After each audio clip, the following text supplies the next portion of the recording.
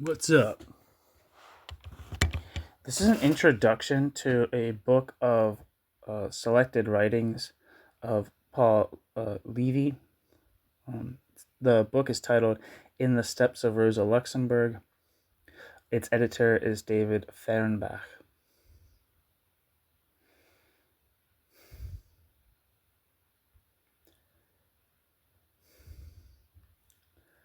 So here we go. I'm reading this as part of trying to get to grips with like the early commentaries in the left, early critical commentaries in the left on the Soviet experience.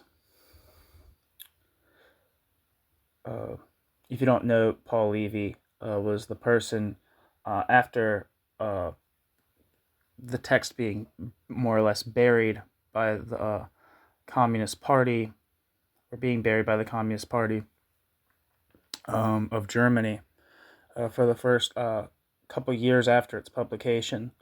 Levy published Rosa Luxemburg's The Russian Revolution. So here we go. The two paths by which socialist parties came to power in the 20th century were, on the one hand, by confining themselves to a limited set of reforms, and on the other, by taking power without an electoral democratic mandate. Both can be seen as departures from Marx's anticipated revolution of a proletarian majority, but also as adaptations to local conditions that advance the cause of the working class to a certain degree. In the world of today, the one seems inadequate and the other unfeasible. Revolution against the existing power structure offers the only way to stop the stampede into planetary disaster, yet this can hardly succeed except as the act of a majority. However, different conditions today are from those of the early 20th century. It is not just out of historical interest that it is worth studying the politics of majority revolution, where this came closest to success, in Germany in the years immediately following the First World War. This politics is associated above all with Rosa Luxemburg.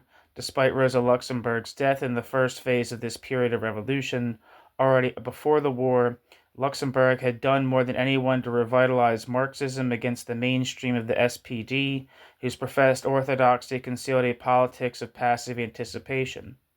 After the disaster of 1914, it was around Luxemburg that the core of revolutionary opposition formed, taking the name of Spartacus that Luxemburg coined for it. The Spartacus group remained small until a mass movement of workers and soldiers broke out in the second half of 1918, by which time the great example of the Bolshevik Revolution was making itself felt. But when Germany's revolutionary socialists came to form a new party in December 1918, this was under the tutelage of the Spartacus Bund, and it took the name of Kommunistische Partei Deutschland (Spartacus). Footnote: after the merger with the left Independent Social Democrats in November 1920, the party was known as the Vereinigte Kommunistische Partei Deutschlands. Then from April 1921 as the Kommunistische Partei Deutschlands (Section der Kommunistischen Internationale), is generally referred to as the KPD.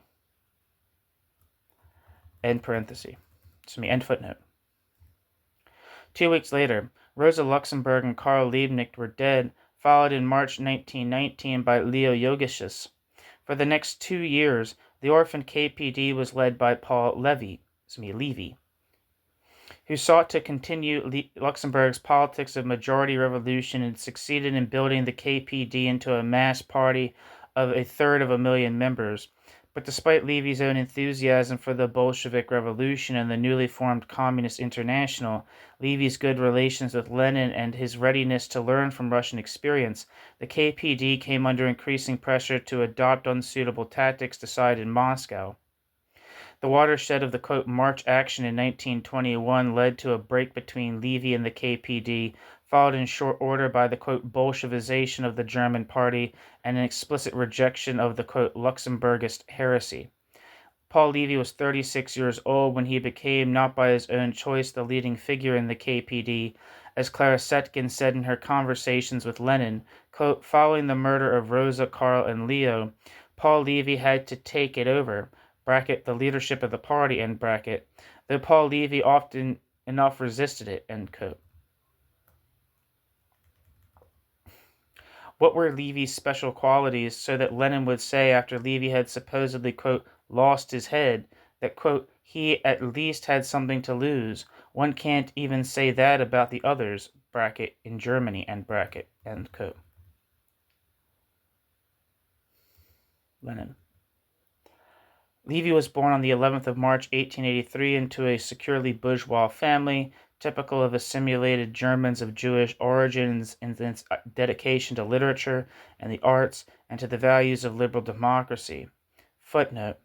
The material in Levy's early life here draws especially on Barat, 1969, and Quack, 1983. Charlotte Barat's book is extremely patchy, lacks an analytical framework, and is especially inadequate on Levy's KPD period. The subject of Sybil Quack's is explained by its title, quote, Paul Levy, Rosa Luxemburg, Political Work and Personal Relationship, end quote. Both authors had access to the Paul Levy collection, now at the Archive der Sozialdemokratie in Bonn, which is the necessary starting point for any further research.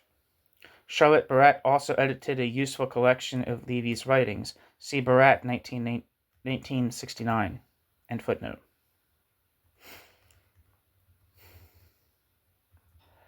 Paul Levy grew up in Heckingen, a small town in the Swabian Hills, where Paul Levy's father owned a textile mill.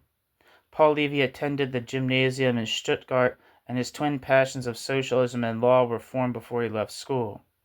Paul Levy's university studies took him to France as well as other German cities, and Paul Levy retained a certain admiration for Clemenceau, defender of Dreyfus and the Republic. The subject of his doctoral thesis at Heidelberg was Complaints and Actions Against the Administration.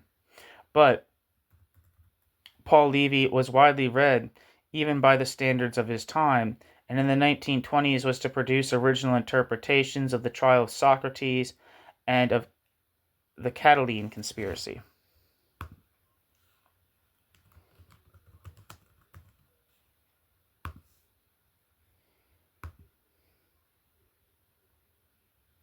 Wikipedia says, the Catilinarian conspiracy, sometimes Second Catilinarian conspiracy, was an attempted coup d'etat by Lucius Sergius Catiline to overthrow the Roman councils of 63 BC. Marcus Tullius Cicero and Gaius Antonius Hybrida forcefully assumed control of the state in their stead. The conspiracy was formed after Catiline's defeat in the consular elections of 62, held in early autumn 63. He assembled a coalition of malcontents, aristocrats who had been denied political advancement by the voters, dispossessed farmers, and indebted veterans of Sulla, and planned to seize the consulship from Cicero and Antonius by force.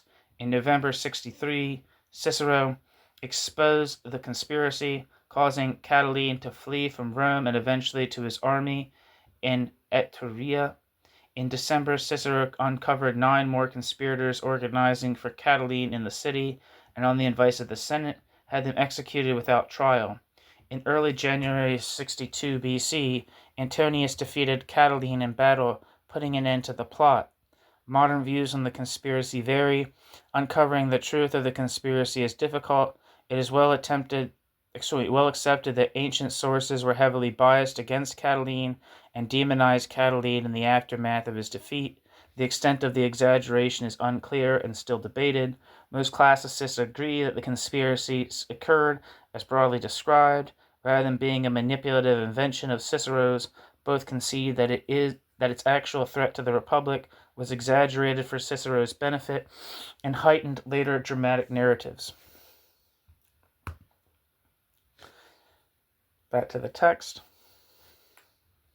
From 1906, Paul Levy practiced as a lawyer in Frankfurt and contributed sufficiently to the work of the SPD to be elected a town councillor in 1914. Paul Levi made no original claims as a theorist, though his introduction to Luxemburg's posthumous pamphlet on the Russian Revolution develops an interesting position on the dictatorship of the proletariat as a form of state. But, as leader of the KPD, Levi proved a skillful tactician, and when Levi subsequently found himself back in the SPD, Paul Levi still sought to advance the proletarian cause in the way he believed Luxemburg would have done in the circumstances. Paul Levi was uncompromisingly an intellectual, even something of an aesthete. Levi collected Chinese porcelain, and this figured significantly on the charge sheet drawn up by Karl Radek on behalf of the Comintern. At meetings of the KPD Centrale, if business dragged, Paul Levi would pull out a copy of the London Times to read. Footnote: the leading instance of the KPD was in early years known as the Centrale, with around a dozen members. This corresponds to what in later communist practice was the Political Committee or Politburo. End footnote. Tall and lanky, elegantly dressed, a keen skier and automobilist, Paul Levi was equally removed from any Jewish stereotype and from being a, quote, man of the people, end quote. To his KPD comrades, Paul Levi seemed somewhat solitary, and most of them did not feel very warm in their relations with him. Paul Levi never married and enjoyed the freedom of a bachelor existence, though at his funeral, quote, alongside left-wing journalists and writers stood fur-clad young women, more than one of whom could have worn widow's weeds, end quote. Footnote. See Gruber, edited volume 1967. His account of Levy's funeral is based on a verbal report from Levy's friend Heinz Pohl. In Fernbach 2009, I suggested that from today's perspective on sexual politics, Levy's close friendships with women might appear in a different light. End footnote.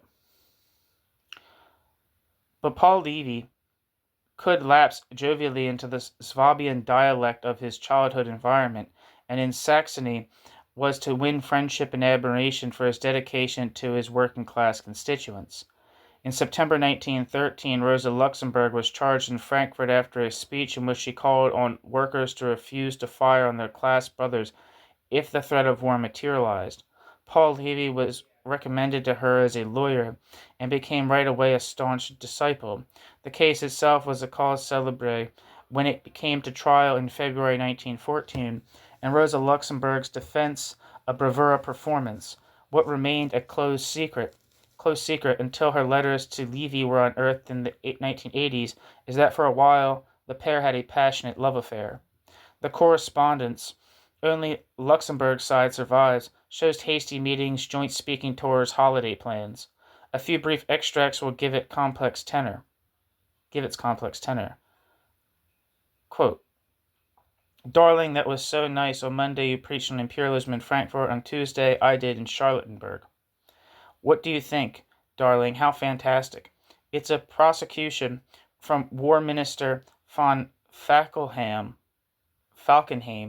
for insult to the officer corps and NCOs, because at the Freiburg meeting on the 7th of March, I proposed proceedings against the abuse of conscripts, and told how these, quote, defenders of the fatherland, end quote, are kicked around. My love, yesterday, the desire for a word from you made me sick. First thing today, your letter arrived. I was already prepared for unpleasant decisions.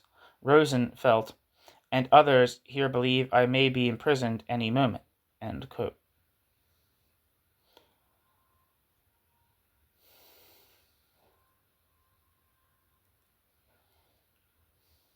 Rosa Luxemburg.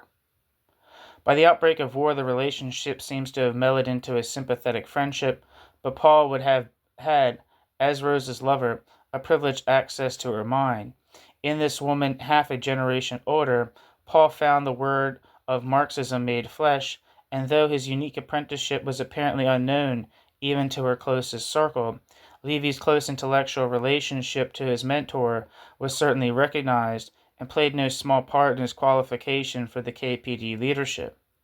Levi belonged, from the start, to the small group that responded to Rosa Luxemburg's call to oppose the war. and was one of the 12 delegates to the meeting in March 1915 that founded the, quote, Internationale group, subsequently known as Spartacus. Paul Levi was called up the following month while giving a series of lectures against the war, and was sent with a local regiment to the Phosgis or Phosgis.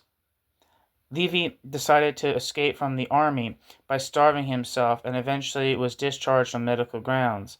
He then moved to Switzerland, where Levi worked with Lenin and Zinoviev under the pseudonym Hartstein, helped to found La Nouvelle Internationale, and joining the bureau of the Simmerwald Left. Levi was one of the few Germans at this time to call for a break with the, quote, centrists. In April 1917, when Lenin and Lenin's party arranged to travel through Germany on the famous, quote, sealed train, Levi signed a declaration approving this on behalf of the German internationalists. Levi's activities in the following months are unclear, though it was slanderous for Radek to charge later on that Levi, quote, does not go into hiding to risk his life for the ideas of the Spartacus League, as was done by Johann Knief, bracket Wilhelm, and bracket Pieck, and Karl Becker.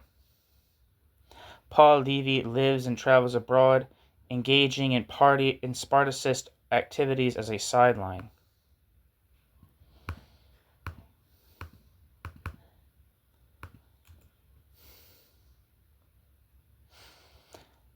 Johann Knief lived from 1880 to 1919 and was a German communist newspaper editor, teacher, and politician from Bremen.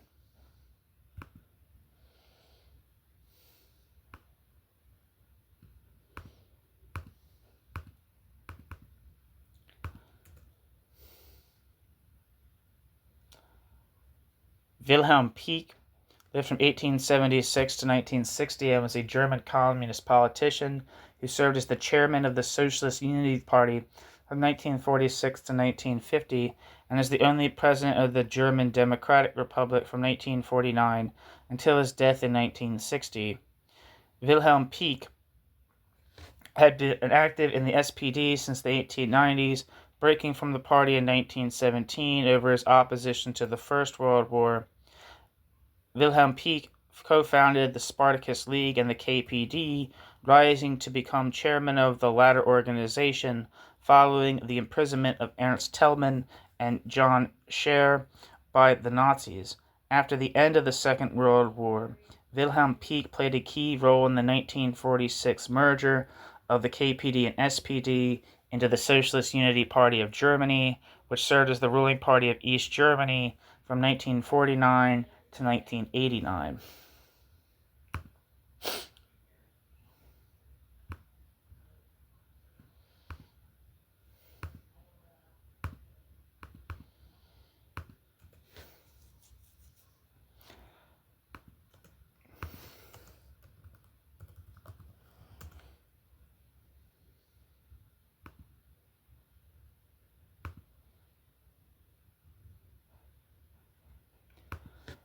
Back to the text. Karl Radek had been Levi's neighbor in Davos in the winter of 1916 to 17, where Radek and Levi heard the news of the Russian February Revolution and traveled immediately to see Lenin in Zurich.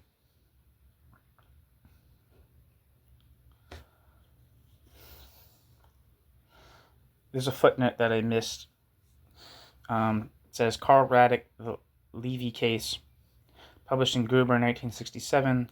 Radek was a master of journalistic distortion from the time he lived in Germany before the war. In 1914, he joined a dissident faction in the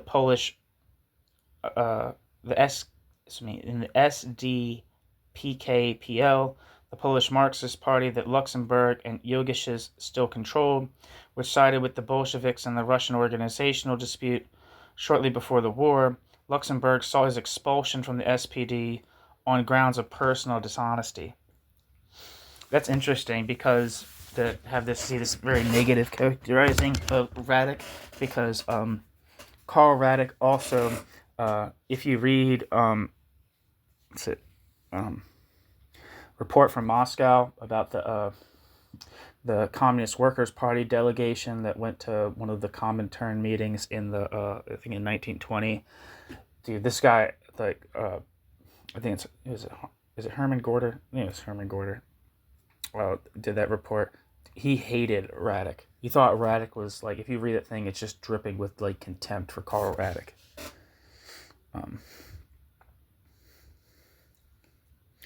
Anyway, Karl Radek had been Levi's neighbor in Davos. Where the hell am I?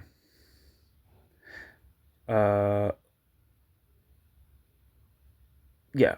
Karl Radek had been Levi's neighbor in Davos in the winter of 1916 to 1917, where Levi and Radek heard the news of the Russian February Revolution and traveled immediately to see Lenin in Zurich. Luxemburg's hostility to Radek is legendary.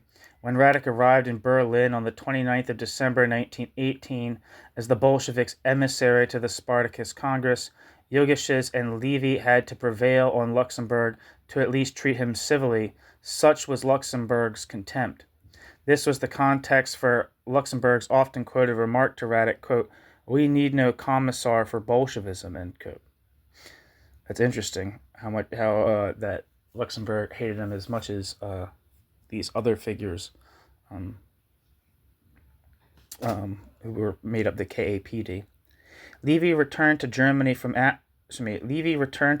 after the Bolshevik Revolution, and from March 1918 was mainly in Berlin as one of the 3 editors of the Spartacus Briefe after the arrest of Leo Jogiches. He also maintained his connection with Stuttgart, where Clara Zetkin lived, where the Spartacists had a majority among the local independent socialists, USPD, and where Levi helped organize deserters from the armed forces. Footnote: Luxemburg's friend and assistant, Matilda Jacob, reproduces here a political report Levi sent to Luxemburg in prison in the days before the November Revolution.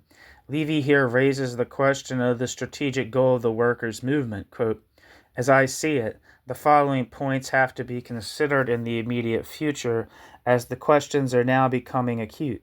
Question of Soviets or Constituent Assembly. Question of dictatorship of the proletariat.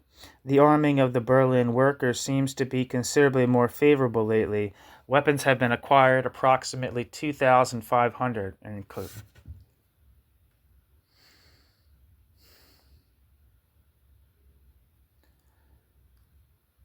Levi. End footnote. Rosa Luxemburg's continuing mentorship of Levi in the final months of her life, her regard for his political acumen, is apparent in a number of ways. In summer 1918, Luxemburg smuggled out of Breslau prison the first in a series of articles, The Russian Tragedy, which the editors of the Spartacus Briefe, Ernst Mayr, Paul Levi, and Eugen Levinet, reluctantly published without signature and with a distancing note.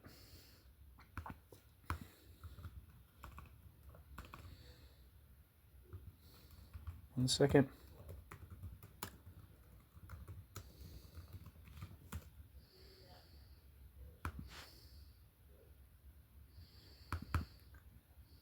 One second.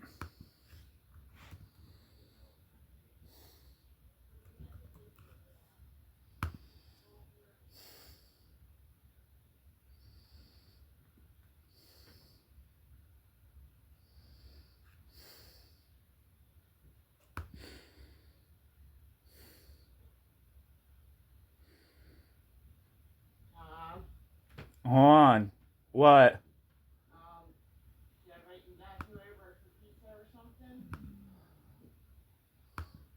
I don't know. Well, I'm recording something. I'll get back with you. I promise. It's my brother's birthday.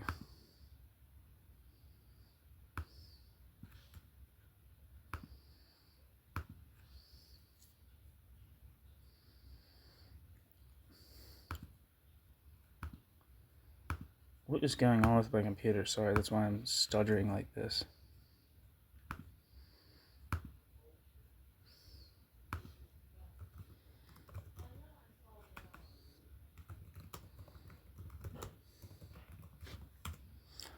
Sorry about that. I know that's annoying. Forgive me. In September, Levi visited Luxemburg and Breslau, mandated to persuade her not to insist on publishing the intended sequels.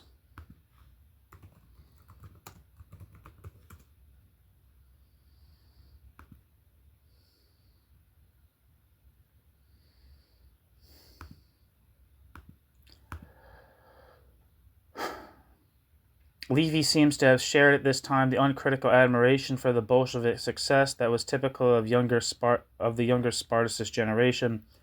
A further factor was the opening of a Soviet mission in Berlin following the Peace of Brest-Litovsk, which substantially aided the work of the Spartacists at this time.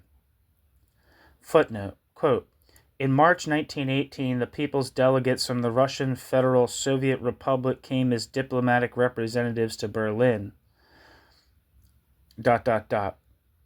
A feverish cooperation between Russian and German comrades commenced.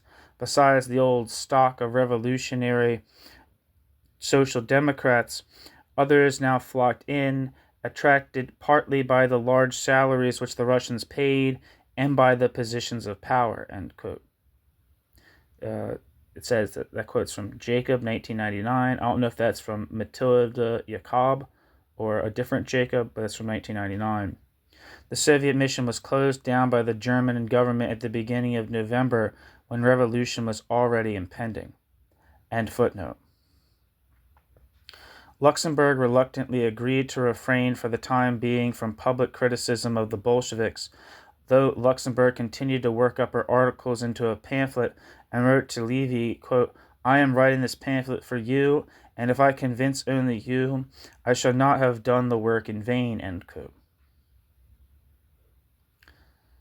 That quote is a paraphrase by Paul Levi from his introduction to Rosa Luxemburg's pamphlet, The Russian Revolution, which I just read earlier. It was to take the lessons of experience before, end footnote. It was to take the lessons of experience before Levi was fully convinced. With the November Revolution and Luxemburg's release from prison, Levi worked closely with her on the daily Rotafana, addressing meetings, and as a member of the Spartacus Centrala. Paul Levi was the one Spartacus leader besides Luxemburg and Liebknecht whose name appeared regularly in public print, and it was in these weeks that he established himself as a capable orator.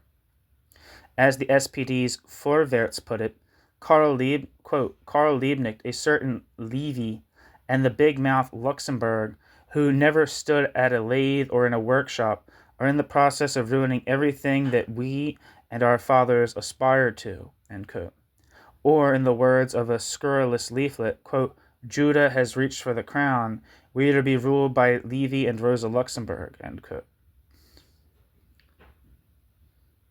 C. Barat, 1869. At the KPD's founding conference on the 30 to 31st of December 1918, Levi reported for the Centrala on the most sensitive of current questions, participating in the forthcoming elections to the National Assembly. Despite his skillful handling of the issues, the leadership was defeated on this question by 62 votes to 23. Given the hesitancy with which Luxemburg and Liebknecht had decided on an organizational break with the USPD in the first place, the prevalence of the ultra-left put in question the very project of a separate party. The Yogisches had even voted in these circumstances against the formation of the KPD 2 weeks before he himself became its leader.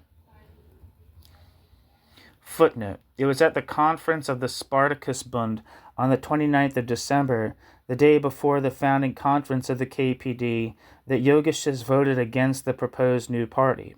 End footnote.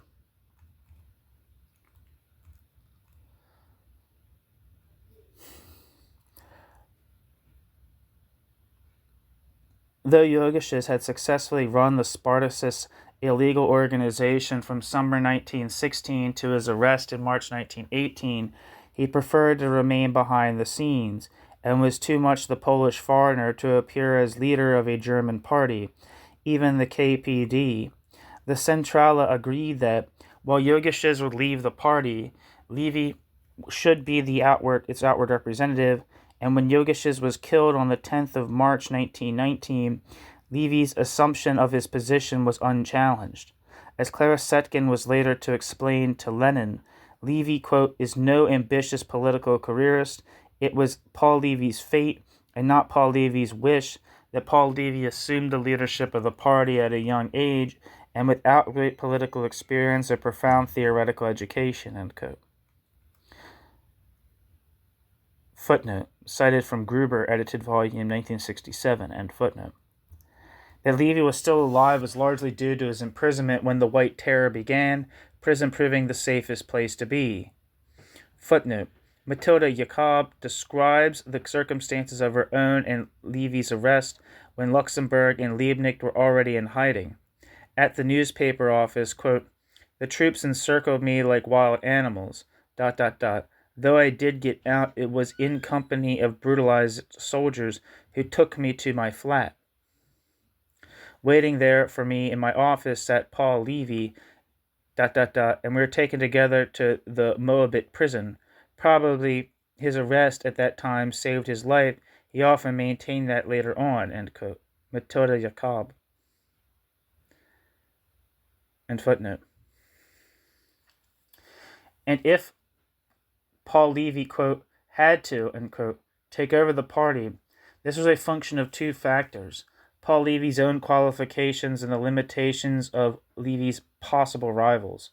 Paul Levy's skills were already evident as writer, orator, and organizer. Paul Levy's tactical aptitude still had to be proved. Only two other candidates could have been seriously considered. Leviné was brilliant in a different way, with a revolutionary panache reminiscent of Trotsky, which Levy would not seek to match. But Leviné also struck a semi-detached position at the founding Congress and was not voted onto the Centrala.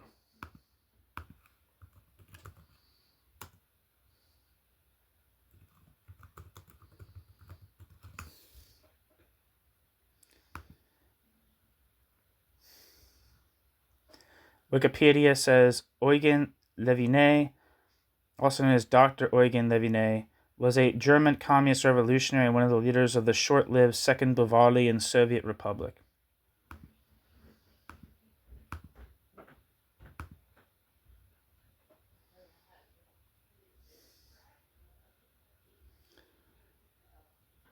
Back to the text.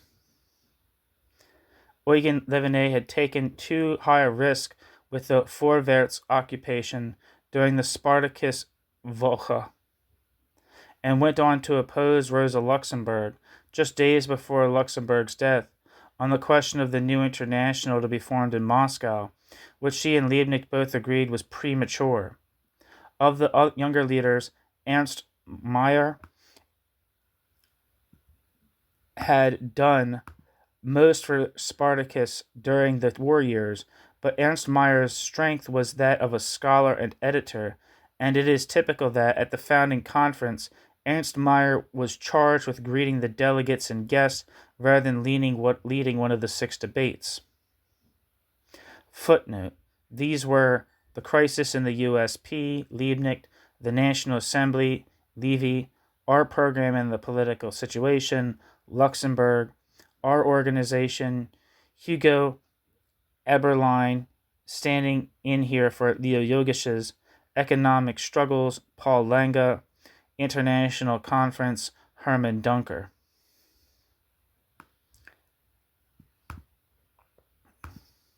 I'll look up some of these people real quick.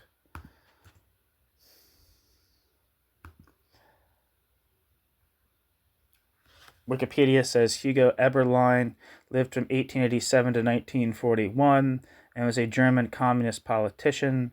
He took part of the founding Congress of the German Communist Party of Germany, KPD, in December 1918 and January 1919, and then in the First Congress of the Comintern, 2nd to 6th of March 1919, where he held important posts until 1928, the result of his involvement with the conciliator faction.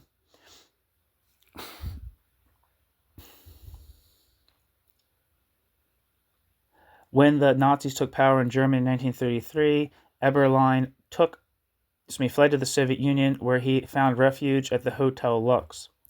In July 1937, Hugo Eberlein fell under the Great Purge. In January 1938, he was interrogated and tortured for 10 days and nights. In April 1938, he was taken to Lefortovo prison, where he was tortured for weeks at a time. Then in 1939, he was sentenced to 15 years in the Vorkuta Gulag.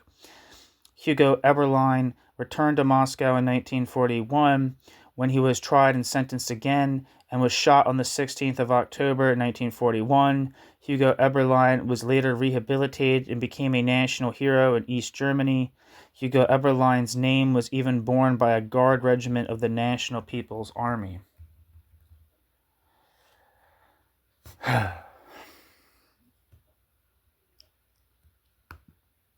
Back to the text. Paul Lange was the other guy.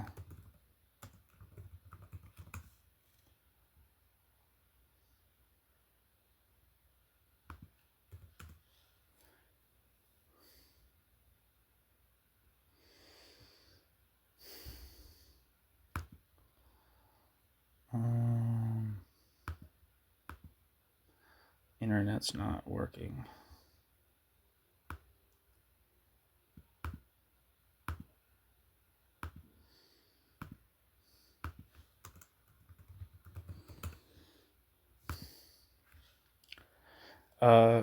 The Rosa Luxemburg Stiftung says Paul Lange lived from 1888 to 1951.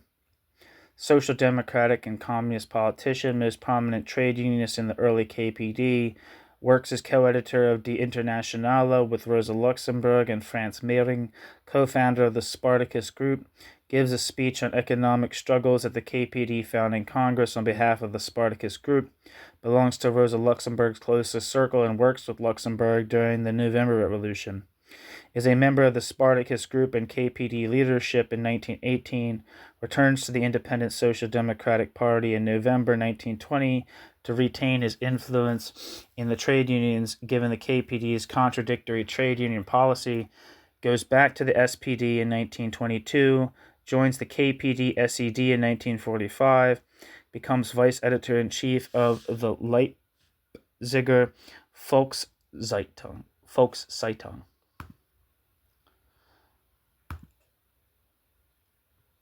And then Wikipedia says Hermann Duncker lived from 1874 to 1960, was a German Marxist politician, historian, and social scientist. Hermann Duncker was a lecturer for the Workers' Education Movement, co-founder of the Communist Party of Germany, professor at the University of Rostock, and rector of East Germany's Trade Union Academy.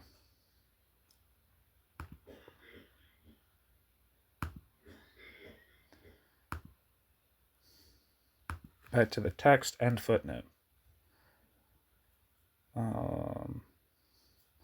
Levi was the obvious successor, and Levi was soon to prove his political acumen on the party's desperate problem of tactics.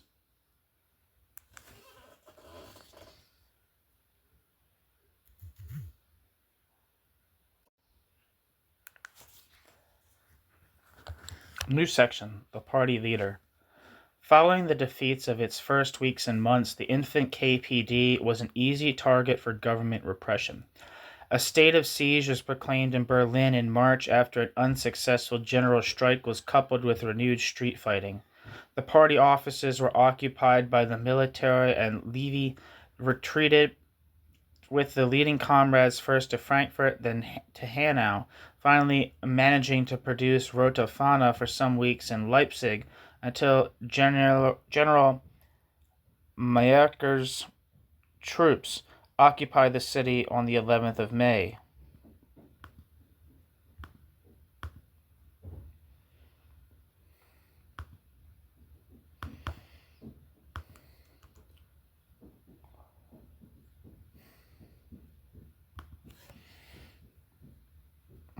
Wikipedia says Georg Ludwig Rudolf Maerker lived from 1865 to 1924 and was a German general who served during World War I.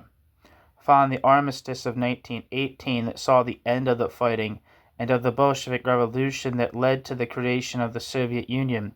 There are many examples of disturbances throughout Germany. Merker suggested the formation of Freikorps, Free Corps, to suppress these, and a number of formations formed themselves. Usually around individual army officers.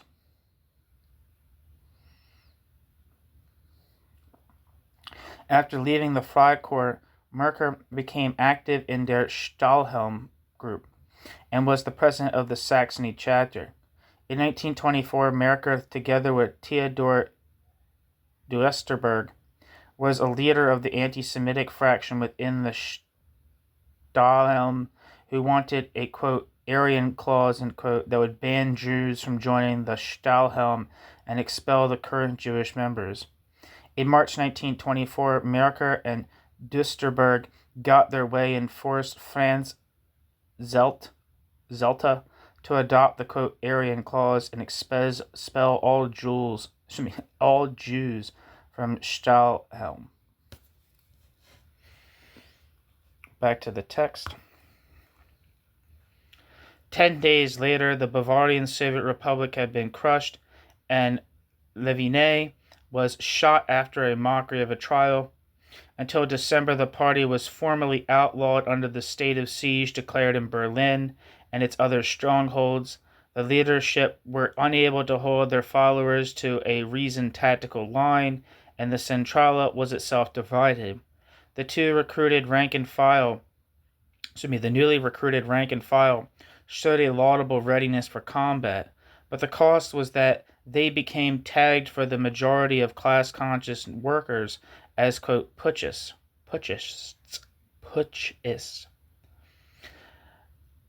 Opposition to electoral and trade union work was still the prevailing sentiment.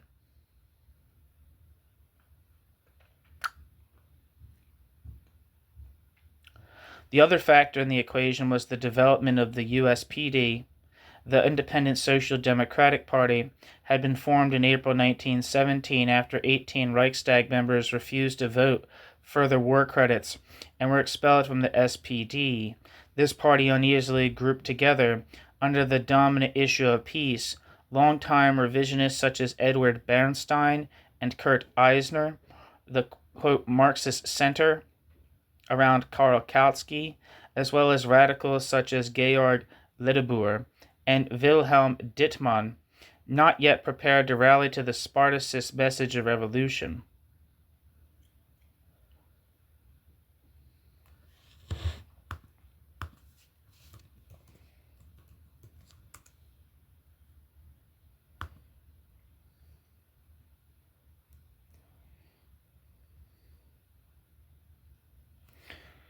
And Wikipedia says Kurt Eisner, 1867 to 1919, was a German politician, revolutionary, journalist, and theater critic. As a socialist journalist, Kurt Eisner organized the socialist revolution that overthrew the Wittelsbach monarchy in Bavaria in November 1918, which led to Kurt Eisner being described as, quote, the symbol of the Bavarian Revolution, end quote. Kurt Eisner is used as an example of charismatic authority by Max Weber. Kurt Eisner subsequently proclaimed the People's State of Bavaria, but was assassinated by far-right German nationalist Anton Graf von Arco auf Fally in Munich on the 21st of February 1919.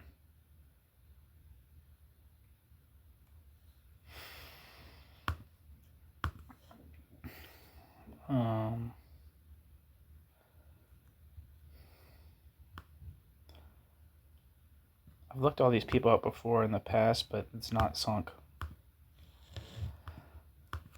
Georg Ledebour.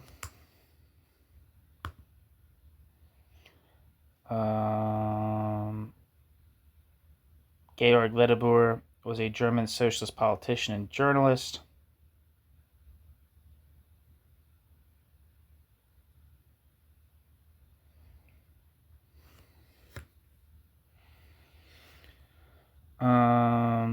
Georg Ledebour served as a stretcher bearer in the Franco-Prussian War of 1870. He worked as a journalist on several newspapers after 1875. He joined the German Progress Party in 1882 and the Social Democratic Party of Germany in 1891. Georg Ledebour had a romantic relationship with Lou Andreas Salome between 1892 and 1894. That was also the woman that Nietzsche loved. During that period, Ledebour was sentenced and jailed for a year for political offense. Ledebour was a member of the German Reichstag from 1900 until 1918. Ledebour took part in the international anti-war socialist conferences at Simmerwald in 1915 and in Stockholm in 1917. He was one of the leaders of the German Independent Social Democratic Party. After the split in the SPD in 1917, the majority Social Democratic Party of Germany broadly supported the German government's war aims, and the USPD was opposed to the government. In 1918 to 20, the leadership of the MSPD wanted to restrain the German Revolution as much as possible, even to the extent of relying on the right-wing enemies of the Democratic Revolution in government, while the USPD wanted to carry through the revolution and weaken or remove anti-democratic forces. Ledebour was involved in the political leadership, along with Karl Liebknecht, of the attempt in Berlin to overthrow the government headed by Friedrich Ebert in January 1919. This was poorly organized and was quickly defeated by the units of the German army, and the Freikorps notably led to the murder of both Karl Liebknecht and Rosa Luxemburg. Ledebour remained in the USPD after the splits in the party in 1920 to 22, when most of the membership merged with the Communist Party of the SPD in 1920, and most of the rest merged with the SPD in 1922. After a dispute with USPD leader Theodor Liebknecht over party policy on the Ruhr occupation, Ledebour left the USPD and led a split named the Socialist League. After the parliamentary failure of Ledebour's Socialist League, his party endorsed the KPD in elections. Ledebour was also involved in front organizations of the KPD, such as the World League Against Imperialism and the International Workers' Relief. In 1931, Georg Ledebour joined the Socialist Workers' Party of Germany, SAPD. He went into exile in Switzerland after Adolf Hitler became Chancellor of Germany in 1933. During this period, he was involved in journalistic activism against the Nazi regime and called for unity between the KPD and the SPD. In 1947, Georg Ledebour spoke in favor of the merger of the KPD and SPD and died shortly after in Bern in 1947 after a long illness.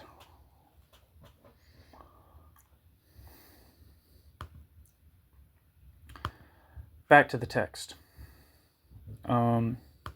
Shit. I wanted to look up Wilhelm Dittmann. Wikipedia says Wilhelm Dittmann lived from 1874 to 1954 and was a German social democratic politician who was a founding member of the Independent Social Democratic Party of Germany, USPD, and on its Central Committee from 1917 to 1922, after which he returned to the Social Democrats. He was a member of the Imperial Reichstag from 1912 to 1918, of the Council of the People's Deputies 1918, and the Weimar National Assembly 1919 to 1920, and the Reichstag of the Weimar Republic 1920 to 1933. After the Nazi Party came to power, he went into exile and returned to Germany in 1951.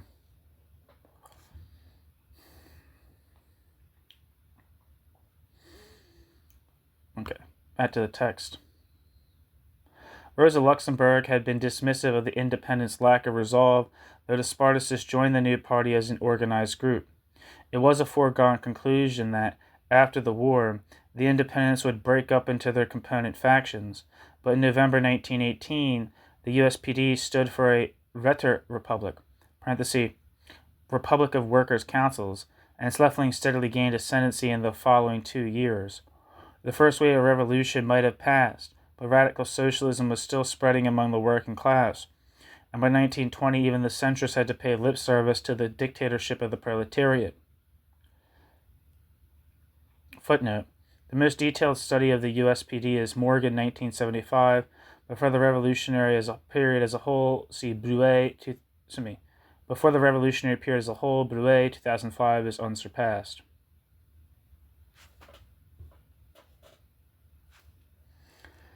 End footnote. Levi concluded that the partisan divisions in the working class movement did not properly reflect the basic tactical options. Levi concluded that the partisan divisions in the working class movement did not properly reflect the basic tactical options. When the USPD had a revolutionary wing that could be won for communism, the KPD was itself driven between a wing that sought a base mass as the only effective agent of revolution, and the, quote, left-wing communists, end quote, as Lenin was to call them, who cultivated putschist illusions which isolated them from the mainstream of the working class. Levi embarked on a complex maneuver. The goal was to win over the greater part of the USPD, but the necessary preconditions for this was to break with the KPD's own ultra-left.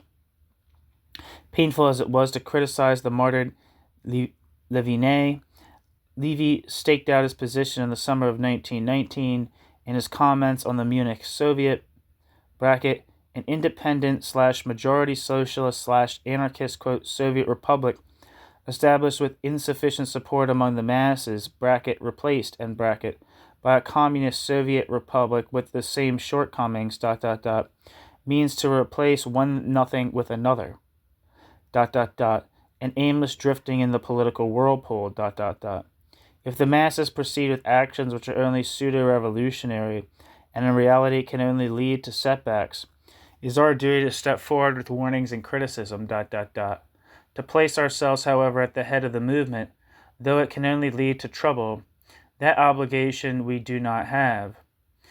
Was it necessary to say all this? Yes, for the sake of clarity and our future, end quote. Paul Levi. At a clandestine national conference on the 16th of August, Comrade Paul explained, quote, the revolution has apparently reached a dead end, such that we must speak of a dying back of the revolution. We stand now at the end of the epoch that opened on the 9th of November, 1918, and led to a defeat for the revolution. We have entered a creeping stage in the movement, in the revolution, and will no longer be able to count on great mass movements, end quote. Levi. While a broad strata of the working class were still being radicalized and could be drawn to the Communist Party, Levi stressed that these best and surest elements wanted nothing to do with potential putschists any more than with anti-parliamentarians and anti-trade unionists. Levi met fierce resistance in the party. As the founding Congress had shown, the leftists were a majority in the rank and file and could potentially take over the leadership if they were not blocked in time. In October 1919, the KPD's Second Congress was held, moving daily through a succession of South German venues, one step ahead of military repression. Here, Levi, with a bare majority on the party centrale, made a successful coup. In his opening address, he attacked as, quote, syndicalists, the various elements of the opposition, anti-parliamentarians, opponents of the trade unions, and anti-centralists. Those who would not subscribe to the official line were expelled. Almost half of the party's membership, which was given at the Congress as 106,656. A few months later, they formed the short-lived Communist Workers' Party, KAPD. It lived for a while. At the KPD Congress, Levi still presented his aim as winning USPD left-wingers individually, but before the USPD held its own Congress in November, Levi approached the leaders of its left wing, who agreed to cooperate on a unifying tactic.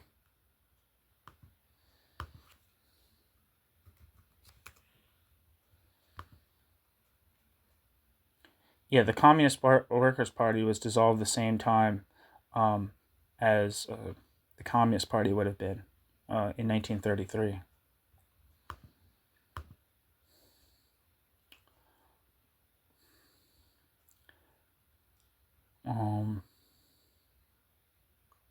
At the KPD Congress, Levi still presented his aim as winning USPD left-wingers individually, but before the USPD held its own Congress in November, Levi approached the leaders of its left wing who agreed to cooperate on a unifying tactic. At this time, communications with Moscow were still limited. Despite the founding of the Comintern in March 1919, it is only the following year that the Bolshevik leaders could offer regular advice to their foreign comrades. But there was no sign at this stage of an impending conflict. The highest tide of the revolutionary movement in Germany, a synthesis of, quote, Luxemburgist and, quote, Leninist traditions, seemed possible, despite the past tactical differences between their two protagonists. Levi and his Spartacist friends accepted the need for a communist party that grouped the revolutionary vanguard of the working class, excluding reformists and centrists, and could practice a disciplined tactic through to the seizure of power. Lenin, on the other hand, accepted that the Bolshevik experience had been too Russian to generalize to the countries of advanced capitalism, and recognized the need to build mass revolutionary parties. Radek was still in Germany until the end of the year and supported Levi in his approach to the independence, as he had in the drastic pruning of the KPD. Though Lenin had been sharply hostile to the left independents, Lenin backed Levi's motives when Radek returned to Moscow and explained the situation to him. Footnote, quote, this precise problem of winning the masses who followed the independent leaders provided Lenin with the example which enabled Lenin to demonstrate the necessity of compromise outlined in left-wing communism against those who were, quote, for small, hard, solid nuclei, end quote. Lenin wrote that the recent events in Germany had confirmed his opinion that, quote, German revolutionary social democracy, came closest to being the party the revolutionary proletariat needs in order to achieve victory, end quote.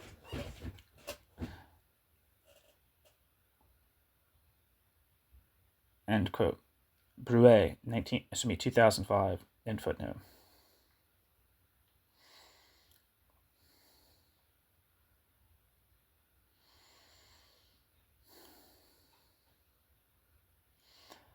Neither Germans nor Russians at this point saw the issue in rigid terms of, quote, Bolshevism versus Luxemburgism, end quote.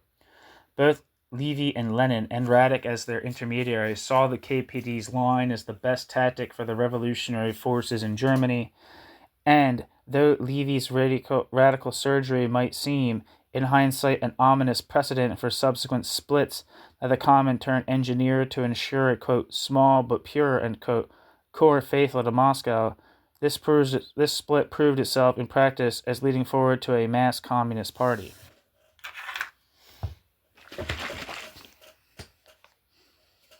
Well, not to mention that the Communist Party was the party of the Soviet Union and thus got money and funding. It was just talked about earlier in this piece, right? About people getting jobs with the Soviet embassy or whatever. Maybe I'm misremembering what was read, what was just read. But it was absolutely the case that, especially considering how many people the KPD took with it, it is definitely the case that this was what was the word used? An ominous precedent. It absolutely was an ominous precedent.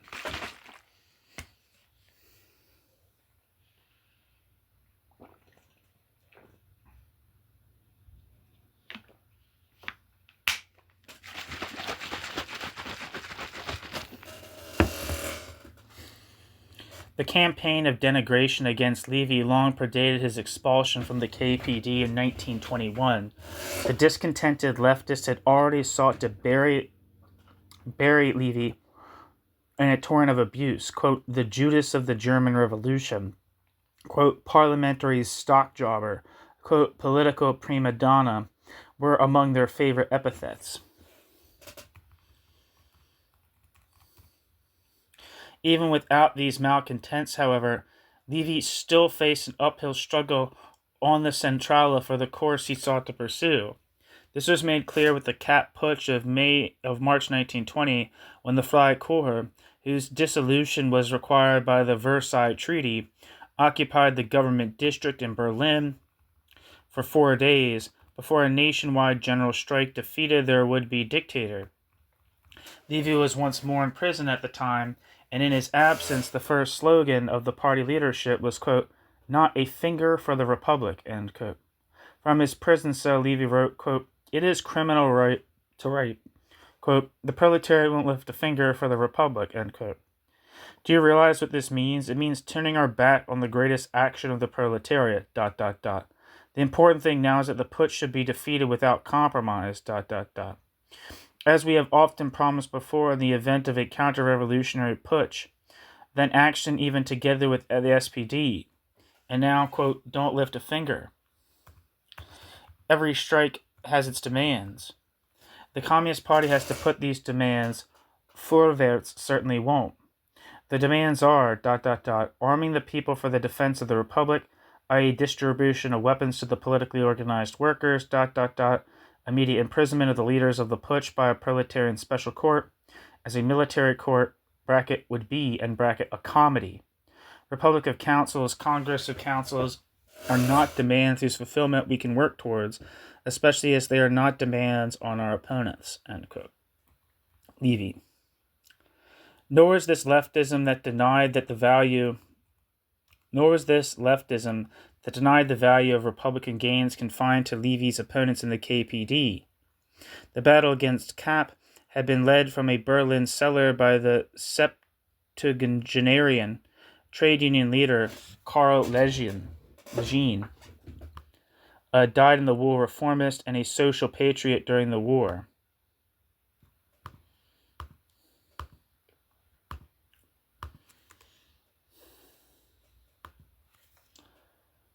Wikipedia says Karl Legien lived from 1861 to 1920 and was a German unionist, moderate, social democratic politician, and first president of the International Federation of Trade Unions. But alienated by the Prussian sergeant mentality that had marked the Noska regime, Karl Legien proposed, from his temporary position of strength, a government coalition of the two socialist parties on a program of democratization of Germany's institutions, social legislation, and nationalization of the mines.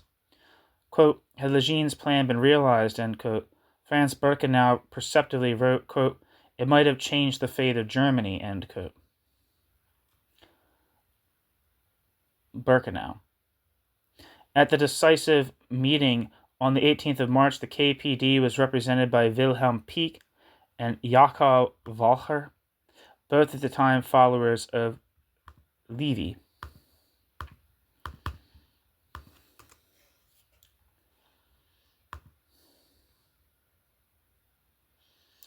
Wikipedia says Jakob Walcher lived from 1887 to 1970 and was a German communist politician and trade unionist.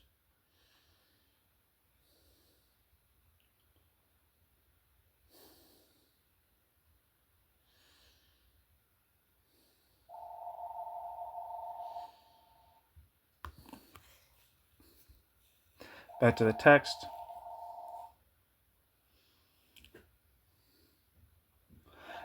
Wilhelm Pieck and Jakob Walcher undertook that if the proposed government kept it to its program, the communists would act as a, quote, loyal opposition, end quote. Walcher expressed himself in clumsy terms more pertinent to a trade unionist, and Levi faced the prospect of the Centrala rejecting this plan, but it was scuppered instead by the left independents, now in their own throes of revolutionary enthusiasm, who took up the same all-or-nothing attitude as the, quote, left-wing communists, end quote.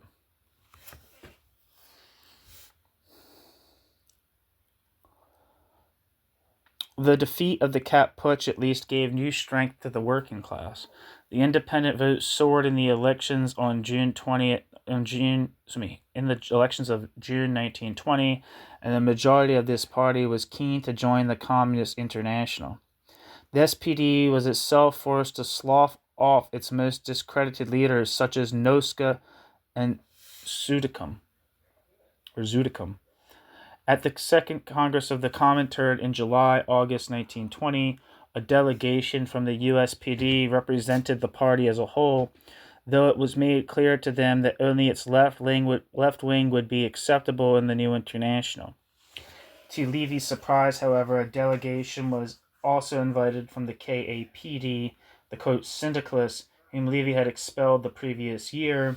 Lenin had recalled even before the Congress how quote, in 1907 to 1908, the quote left Bolsheviks on certain occasions carried on more successful agitation among the masses than we did, end quote. Lenin. When the KPD delegation threatened to leave, the KPD were kept at arm's length, but although Lenin still endorsed the tactics of the KPD under Levy's leadership, including unity with the left USPD, his priority was, quote, the amalgamation of a single party, of all those in the working class movement who sincerely and conscientiously stand for Soviet government and the dictatorship of the proletariat, end quote. Levy did not conceal at the Congress his principled antipathy to putschism, and when Lenin asked him about the prospects of an uprising of the German working class as response to the victory of the Red Army momentarily at the gates of Warsaw, Levy allegedly shrugged his shoulders.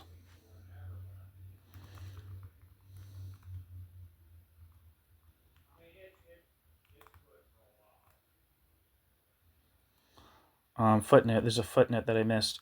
In this first Reichstag election under the Weimar Constitution, the USPD won 4,896,095 votes, 18% against 5,616,164, 21% for the SPD. The KPD won a more 441,793 votes, 1.7%, just enough to send Levy and Clara second to the Reichstag. It is notable that at this time of revolutionary ferment, the proportionate vote for the workers' parties was little more than its pre-war peak, one explanation being that women had the vote for the first time. Despite her disinterest in political feminism, Luxemburg's awareness of this, quote, gender gap problem is clear from her letter to Setkin of the 18th of November 1918.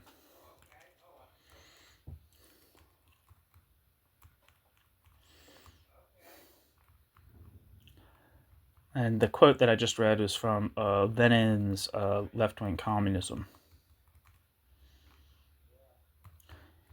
Levy did not conceal at the Congress his principled antipathy to putschism when Lenin asked him about the prospects of an uprising of the German working class as a response to the victory of the Red Army momentarily at the gates of Warsaw. Levy allegedly shrugged his shoulders. In October, the majority of the USPD accepted the Comintern's 21 conditions and joined the renamed United Communist Party of Germany, VKPD. The membership of the United Party was given 3 months later as 449,700, of which about 370,000 were from the former independents.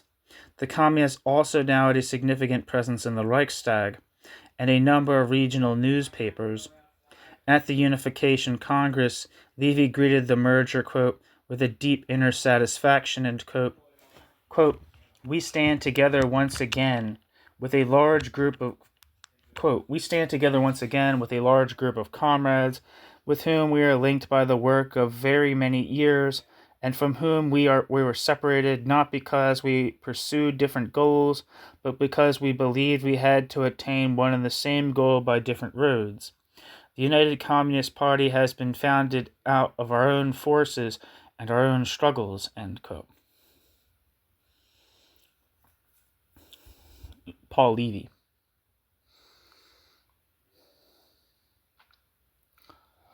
The USPD decision had been swayed by a rousing speech from Zinoviev, the Comintern chairman, who declared, quote, either one is Menshevik or Bolshevik, there is no third way, end quote, Zinoviev. Even a significant section of the independents' left wing, however, still found the 21 conditions unacceptable.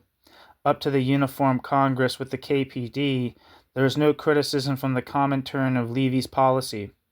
Immediately after, however, the trouble began. First, Moscow accorded the KAPD the status of a sympathizing party, which Levy could only see as pulling the movement in a false direction. Levy publicly rebuked the Russian comrades for this under the heading, "An intolerable situation." Against such interference in German affairs, Levy wrote, quote, "If the objection is made that our tactics lack the emotional charge and broad gestures of the traditional revolutionary, our response is that what from the outside may seem the petty work of individual functionaries in the factory or trade union is dearer to us than all revolutionary psychopathy. ... No provision in the statutes of the Communist International obliges us ... to declare all decisions of the executive committee as strokes of genius." End quote. Paul Levy. As if expelling the KAPD from the Comintern as a sympathizing party would not have also been an interference in German affairs. Levy's response in the new year of 1921 was to propose a positive new tactic. Despite unification having created a mass party, this did not by itself, quote, permit the VKPD to control totally, and without concern for other strata of the proletariat, the destiny of the German Revolution, end quote. It was not only through propaganda that the party would win a majority of the workers, but by leading them in action through which they would, quote, grasp their own interests through their taking part in the struggle, end quote.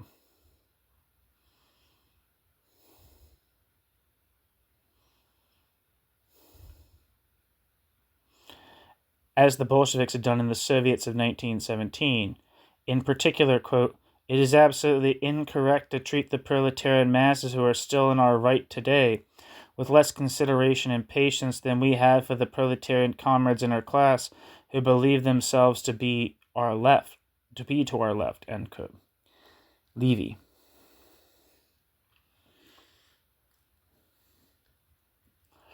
The opportunity for this arose right away with a local initiative in Stuttgart where the communist metal workers won their non-communist fellow unionists for a joint struggle under basic demands, from, quote, lower food prices, end quote, through to the, quote, disarming of reactionary gangs and the arming of the workers, end quote.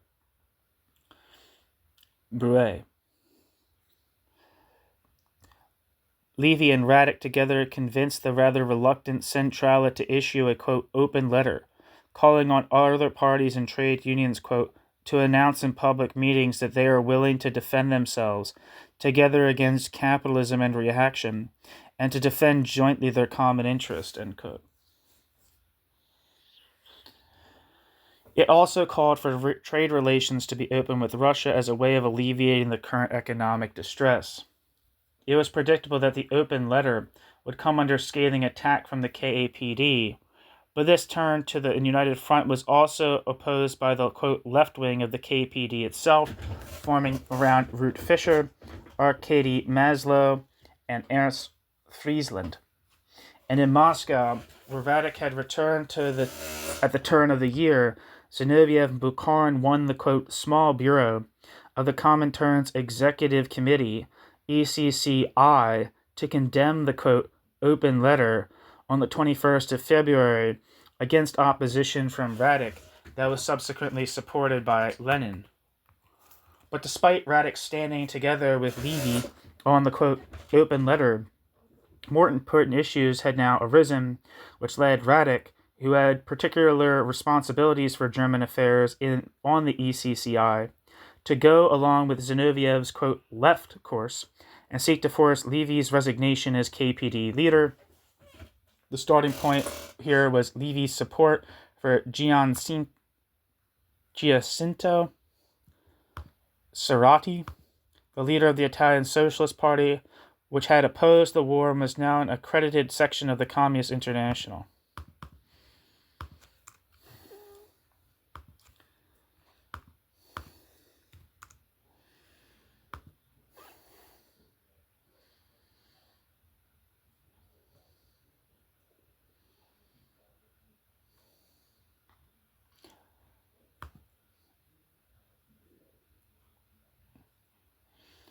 Cerati was prepared to expel from his party the reformists under Turati. He accepted on principle the 21 conditions for Comintern membership, though requesting time and flexibility for their application. The ECCI preferred, however, to break with Cerati and the PSI majority and switch its support to the smaller faction under Gramsci and Bordiga that split away to form the Italian Communist Party. This maneuver was carried through by Matthias Rakosi and Christo Kabakchiev.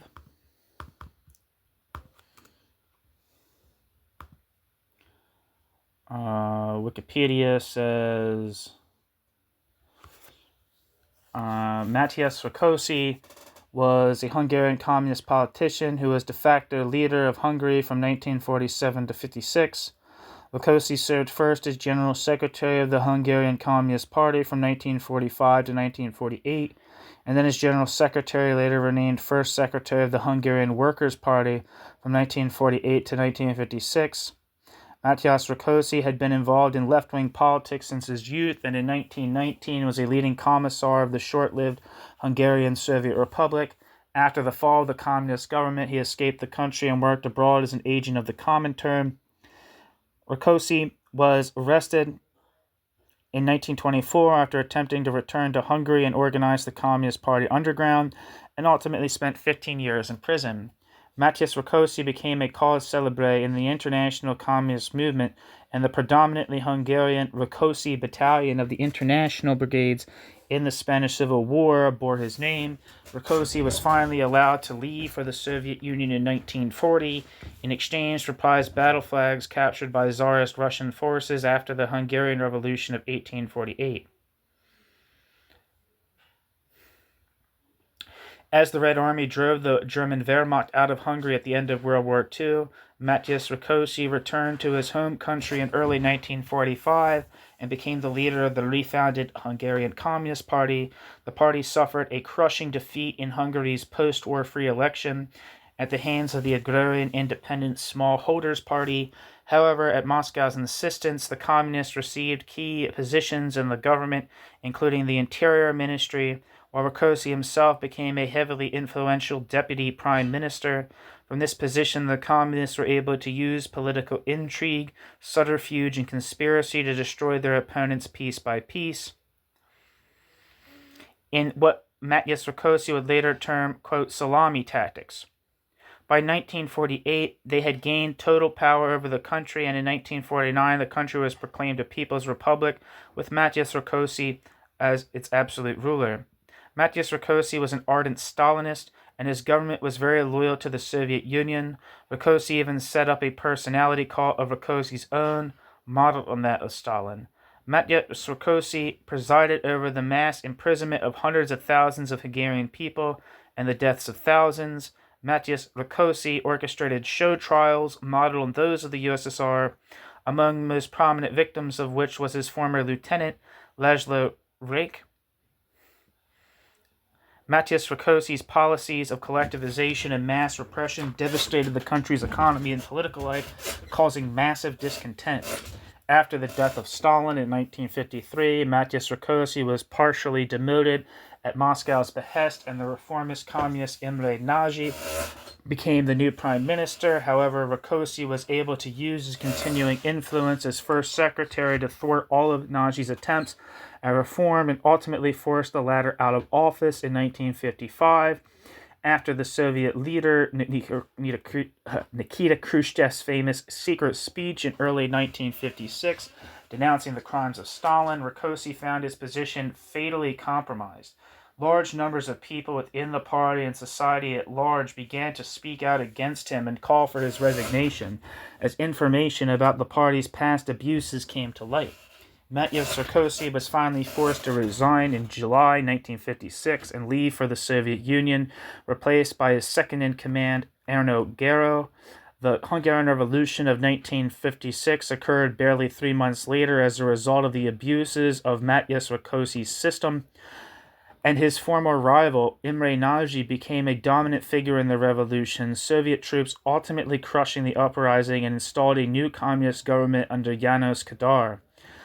Matyas Sarkozy lived out the rest of his life in exile in the Soviet Union, denied permission to return home by the Hungarian government out of fear of mass unrest. Matyas Sarkozy died in Gorky in 1971, and Matyas Sarkozy's ashes were returned to Hungary in secret.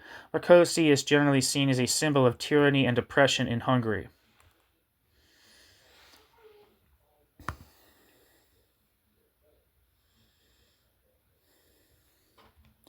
So that's Matyas Sarkozy. Let's see who Christo Kabakchiev is. Let's see if he's charming or not. His introduction is pretty. He died actually in the Great Purge. It says, Christos Kabakchiev lived from 1878 to 1940 and was a Bulgarian communist politician, revolutionary journalist, and historian.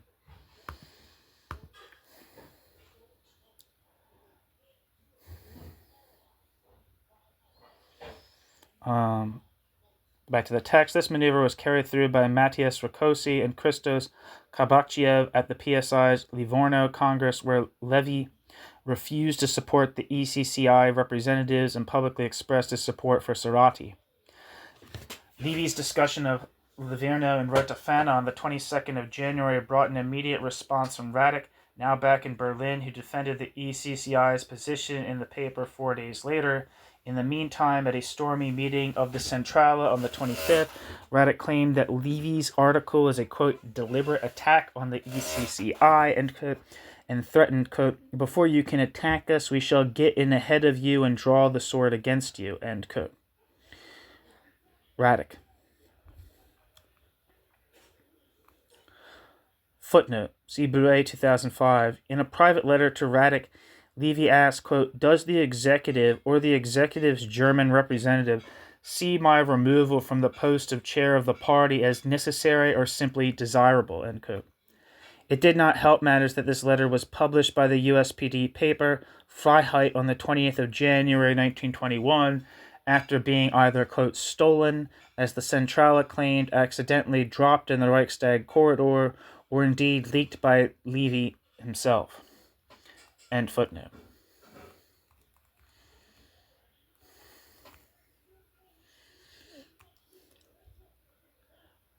When senior members of the Centrala, such as Clara Setkin and co-chair Ernst Daumick, stood by Levy, Radek took a more compromising tack, even accepting on the 2nd of February a resolution proposed by Setkin that stressed the need to improve communications and relations between the ECCI and its member parties.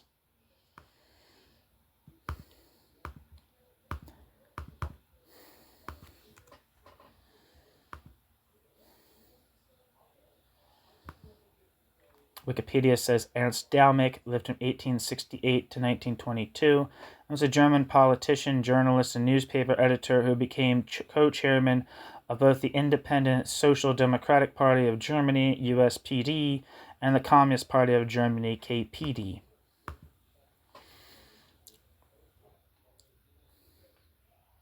Back to the text. Behind the scenes, however, the ECCI was cultivating the leftists on the Centrala, and on the 4th of February, Friesland attacked the resolution as evading the real problem, which was the transformation of the KPD into a party of action.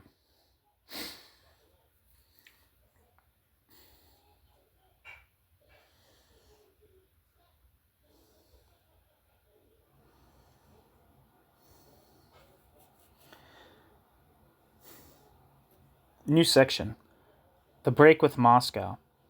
As Bouet writes, quote, from that time onward, Levy fought the battle on the political plane with great clarity, end quote. In a series of articles in Rotafana, he argued that the international situation was not now propitious for a proletarian offensive, that it was essential for the VKPD to win trade unionized workers, that revolution depended on the will of the proletariat in each country, and that the tactics appropriate for Western Europe were necessarily different from those that had proved successful in Russia. It was a dangerous sign that the ECCI saw the way to build communist parties, quote, not by progressive education, but by mechanical splits, end quote.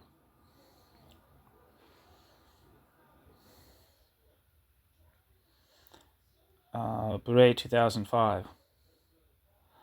In an article, We and the Executive, bracket, i.e. the EC, the E, bracket, i.e. the ECCI, end bracket, Levi wrote, one second.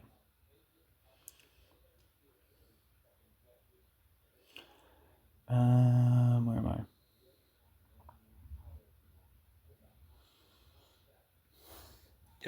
Levi wrote, quote, there exist two ways, with these masses organizationally linked with the Third International, to reach a higher level of communist experience and communist will. One lies in educating them through fresh splits, and the other in politically educating these masses who have come towards us, going through this revolutionary period with them, and in this way reaching a higher level with the masses and amongst the masses, end quote.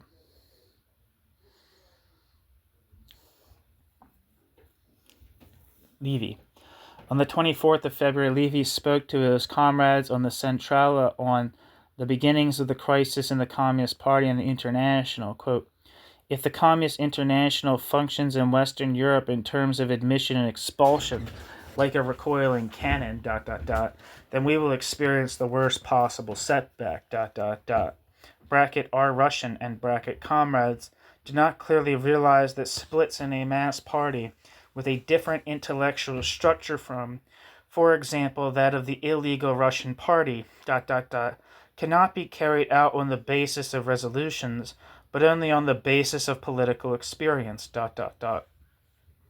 We have already had the experience in Germany of what communists are in a revolution.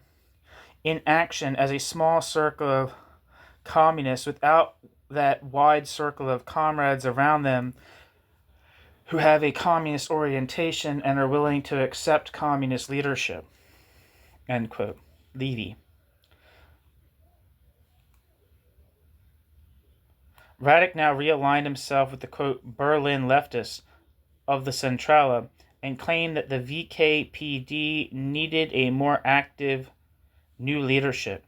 On the 22nd of February, Matthias Rakosi, stopping in Berlin en route from Italy to Russia, addressed the full Central Committee of the German Party, defending the Livorno decision and maintaining that, quote, splits 10 times over if need be, whether in Italy, France, or Germany, end quote, were needed, quote, in the interest of political clarity, end quote.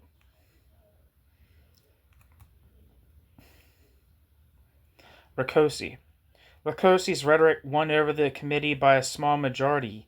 Levi and Dalmik resigned from the Centrala, together with Setkin and two other members,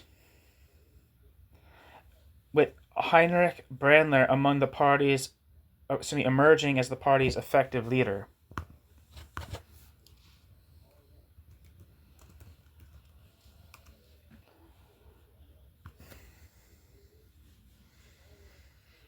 In Wikipedia, Heinrich Brandler lived from 1881 to 1967 and was a German communist, trade unionist, politician, revolutionary activist, and political writer. Heinrich Brandler is best remembered as the head of the Communist Party of Germany, KPD, during the party's ill-fated March action of 1921 and aborted uprising of 1923, for which he was held responsible by the Communist International. Expelled from the Communist Party in December 1928, Brandler went on to become co-founder of the Communist Party of German Opposition, the first national section of the so-called International Right Opposition.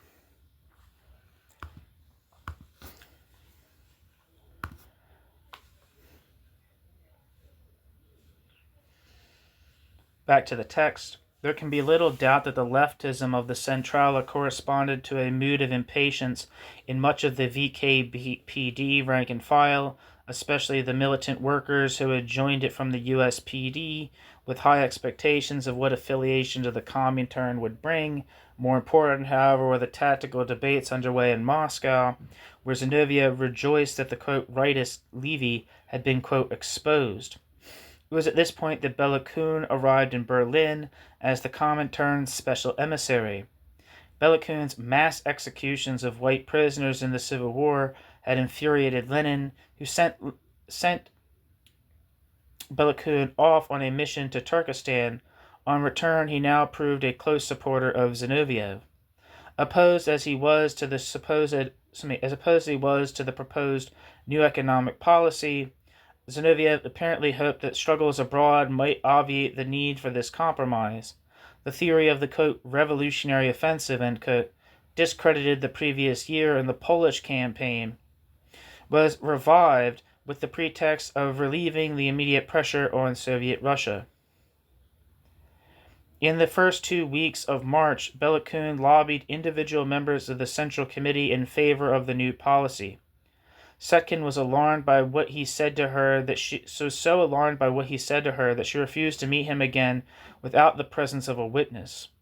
When the committee met on the 16th to 17th of March, Brandler and Fröhlich explained that an Anglo-American war could soon be expected. Sanctions on Germany were imminently to be stiffened, and there was a 90%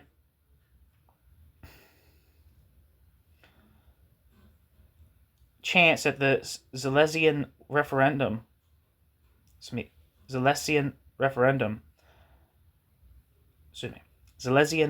on the 20th would lead to armed conflict between Germany and Poland. In this context, the Centrala proposed, quote, a complete break from the past, end quote, forcing the revolution, end quote, and doing all possible to provoke a breach between Germany and the Entente. Though the new leadership may not have sought to take action quite so precipitously, news arrived while the meeting was still in progress that the Oberpräsident of Prussian Saxony, Herzing, a social democrat, planned to send troops to occupy various industrial zones in central Germany that were communist strongholds.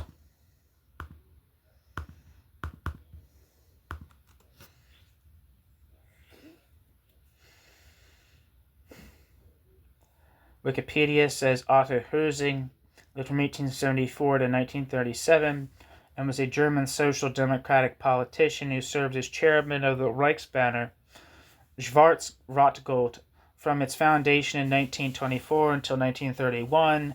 He also served as a member of the Reichstag, German parliament, from 1919 to 1922, and the Landtag of Prussia from 1925 to 1933.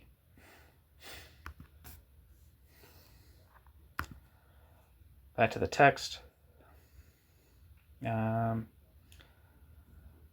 the new leadership may not have sought to take action quite so precipitously, news arrived while the meeting was still in progress that the Oberpräsident of Prussian Saxony, Herzing, a social democrat, planned to send troops to occupy various industrial zones in central Germany that were communist strongholds and where the workers had kept the weapons they acquired at the time of the Kapp Putsch. The Centrala immediately decided to launch, quote, partial actions in this region that would create a local civil war. This not only required manipulating the working class in these districts to believe that seizure of power was on the agenda, but stoking the struggle by a variety of ruses, including bombing the party's own office in order to blame the right, using unemployed workers to drive employed colleagues out of the factories, and so on.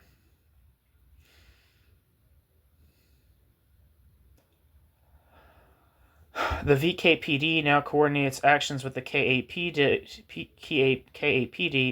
and Max Hultz, a KAPD activist, started an urban guerrilla in the region. But even in the occupied districts, the general strike was only partially successful, and the appeal for its national extension met with a very poor response.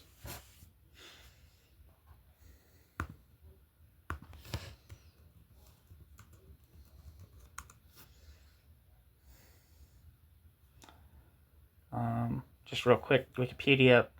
The March action, i.e. the March battles in central Germany, was a failed communist uprising in 1921 led by the Communist Party of Germany (KPD), the Communist Workers' Party of Germany (KAPD), and other far-left organizations.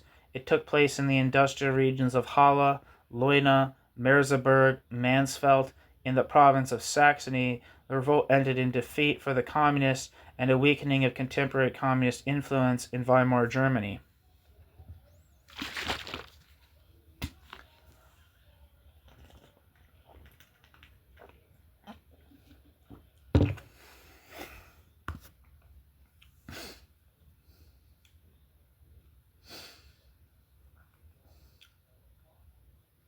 Back to the text.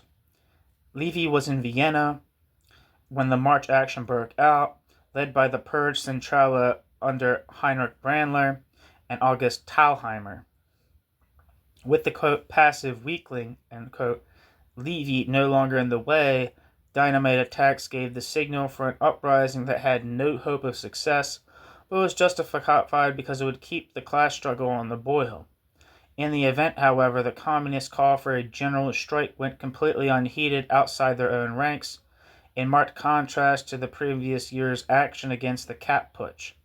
After a week of violent clashes, not only were several hundred workers dead and thousands imprisoned, but the membership of the United Communist Party that Levi had achieved was cut by half, and entire local organizations destroyed. The manipulative character of the March action became public knowledge in May, when party documents were seized from Clara Zetkin at the Polish frontier and reproduced in the SPD Vorwärts. At the Krupp Works, for example, when workers would not heed the call to strike, communist unemployed had been sent into the factories to drive them out by force. And in central Germany, the intended heart of the action, quote, the mood of the workers was so unsatisfactory that the opinion prevailed that artificial means must be used to inflame the people, ... Attempts must be made to incite the workers by assassinations until they start to fight, end quote. Birkenau, 1962. Setkin was taking these documents to Moscow as evidence of the disastrous tactics forced by the Comintern on the KPD. End footnote.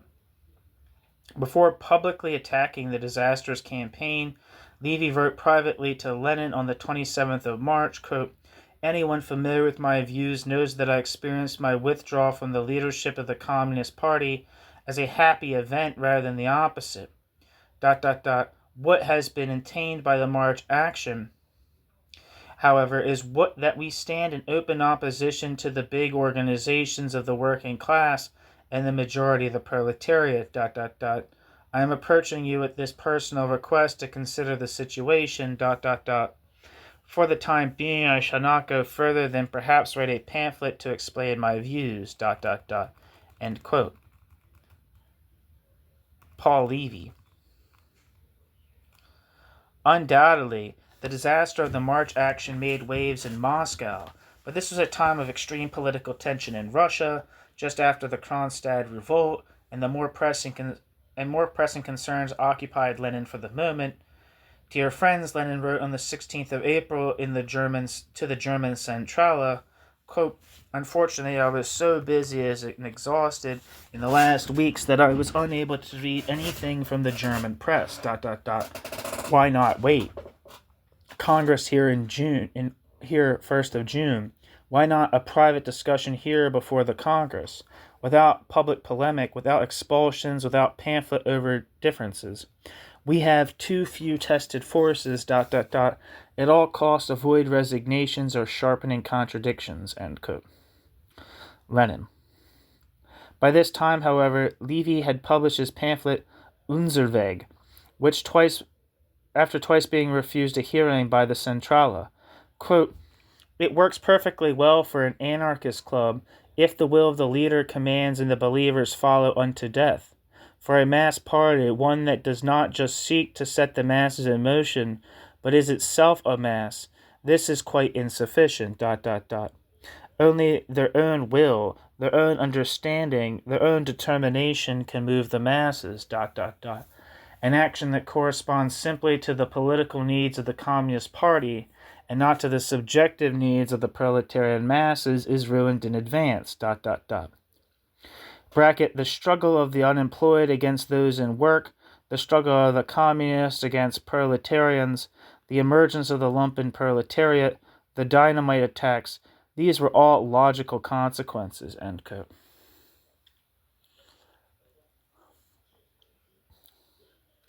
Levi.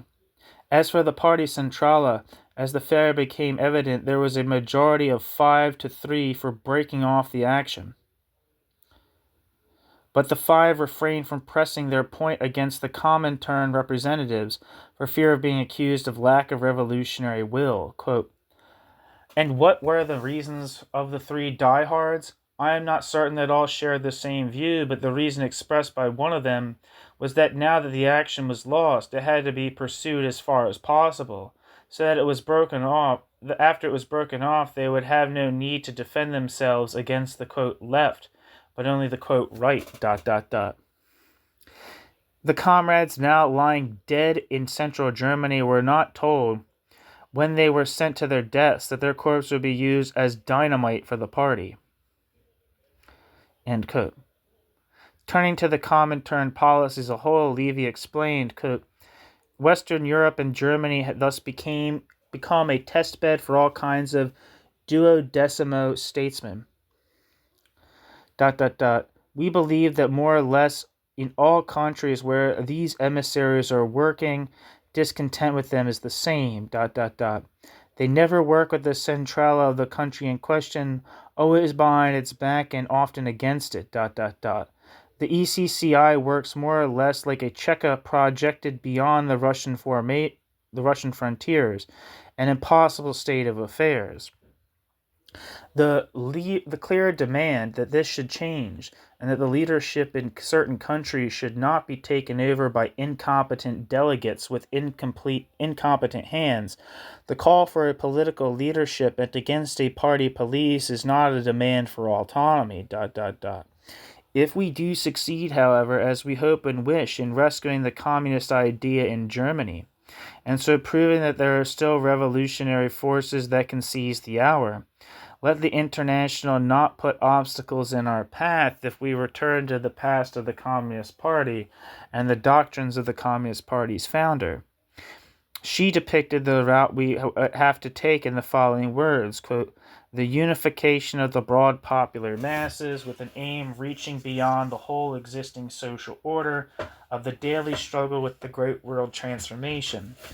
That is the task of the social democratic movement, which must successfully work forward on its road of development between 2 reefs, abandonment of the mass character or abandonment of the final aim, the fall back to sectarianism or the fall into bourgeois reformism, anarchism or opportunism. End quote.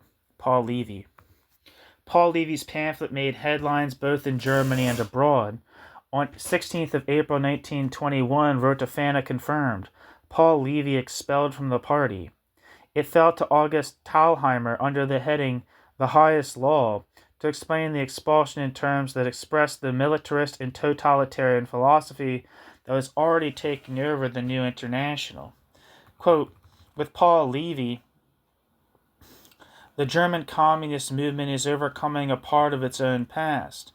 A leader of high and shining talents, but a leader who did not surrender himself completely to the cause he served, which, in the given historical circumstances, means more than life itself. It means surrendering one's complete personality to the party, With this separation, the iron law of discipline is imposed at the top as well as in the ranks, end quote. Cited in Barat. As was stressed again when Levi appeared before the party's executive, a privilege soon withdrawn for future dissidents. His expulsion was not for his opposition to the March action, but for, quote, breach of discipline.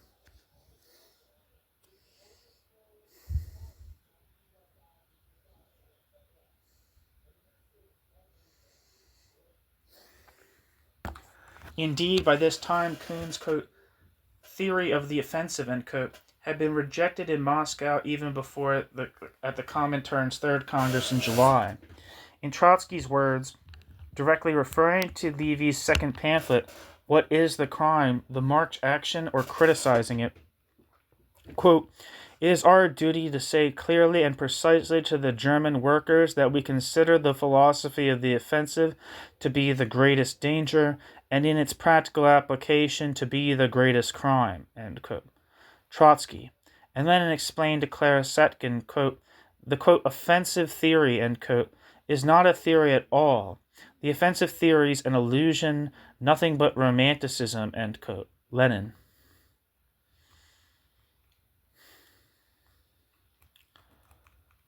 In stark refutation of the, quote, theory of the offensive, end quote, the theses adopted at the Third Congress insisted that the revolutionary wave in Europe was over, and world capitalism had for the moment stabilized.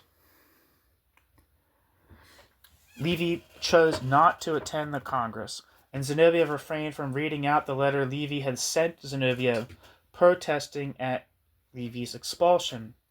But as Zetkin recounted in Setkin's memoir, Lenin was loath to dispense with Levy's talents and prepared to offer Levy a way back into the fold. Quote, if Levy subordinates himself to party discipline, Levy can write anonymously for the party press, produce some good pamphlets, then after 3 or 4 months, I will demand his rehabilitation in an open letter. We should not lose Levy for his sake and for that of the cause, unquote. Lenin. Quote, Levy literally cried with pain at the idea that the party was lost, end quote. Setkin explained to Lenin, quote, he had written his pamphlet in the spirit of the legendary Roman who throws himself willingly into the opening abyss to save his country by sacrificing himself, end quote. Setkin. For a few months after the Congress, Levy believed that with the change in the Comintern line, Levy would still be accepted back on his own terms. In August, Levy wrote to Matilda Jacob, quote, with us are the better part of those with whom communist politics can be made. I am convinced that if we stand fast, the ECCI will give us all we ask and more, as they are beginning to understand that without our group the party is finished, end quote. Paul Levy. Paul Levy's supporters included not only the large group of rank-and-file, quote, Levites, who were expelled from the KPD after its Jena Congress in September, but also the majority, 13 including himself, of the party's Reichstag delegation. By the end of the year, however, Levy accepted that the battle was over. In his hatchet job on the Levy case, published in September, Karl Radek predicted that Levy would now retire to private life. Quote, Levy had contemplated desertion 1,000 times before, to retire, to a cozy home, where he could devote himself, after the completion of higher legal work, to the contemplation of his collection of vases, The bourgeois youth, driven to the side of the proletariat by the stench of his decaying class, becomes a renegade, end quote. Karl Radek. To the end of his life, Levy was indeed attacked in these terms by his old party, but nothing could have been further from his mind than to withdraw from the socialist cause, and a new phase in his career was now to begin. Levy did not seek to form a splinter party, though for a few months he gathered his supporters, including the expelled Reichstag members, into the Communist Work Group, KAG, and continued to the struggle to reform the KPD from without. The KAG demanded for the German communist material independence from the Comintern, joint control of literature, security from open and covert attacks, a policy of collaboration with all revolutionary German workers, and the maintenance of the organized unity of the trade unions. Parenthesis. This last point directed against the, quote, Red Trade Union International, end quote, which the Comintern had just formed, in parenthesis. Quote, our task, wrote Levi, quote, is to promote the process of coming together, ... without pursuing anti-Bolshevism, end quote. Levi. The KAG, again, the Communist Work Group, was immediately declared by the Comintern a, quote, hostile organization, end quote, though Levi maintained links with several groups, including trade unionists, who remained in the KPD. But, threatened with growing isolation in April 1922, the Levites rejoined the Independent Social Democratic Party, already preparing its merger with the Social Democratic Party that was accomplished a few months later.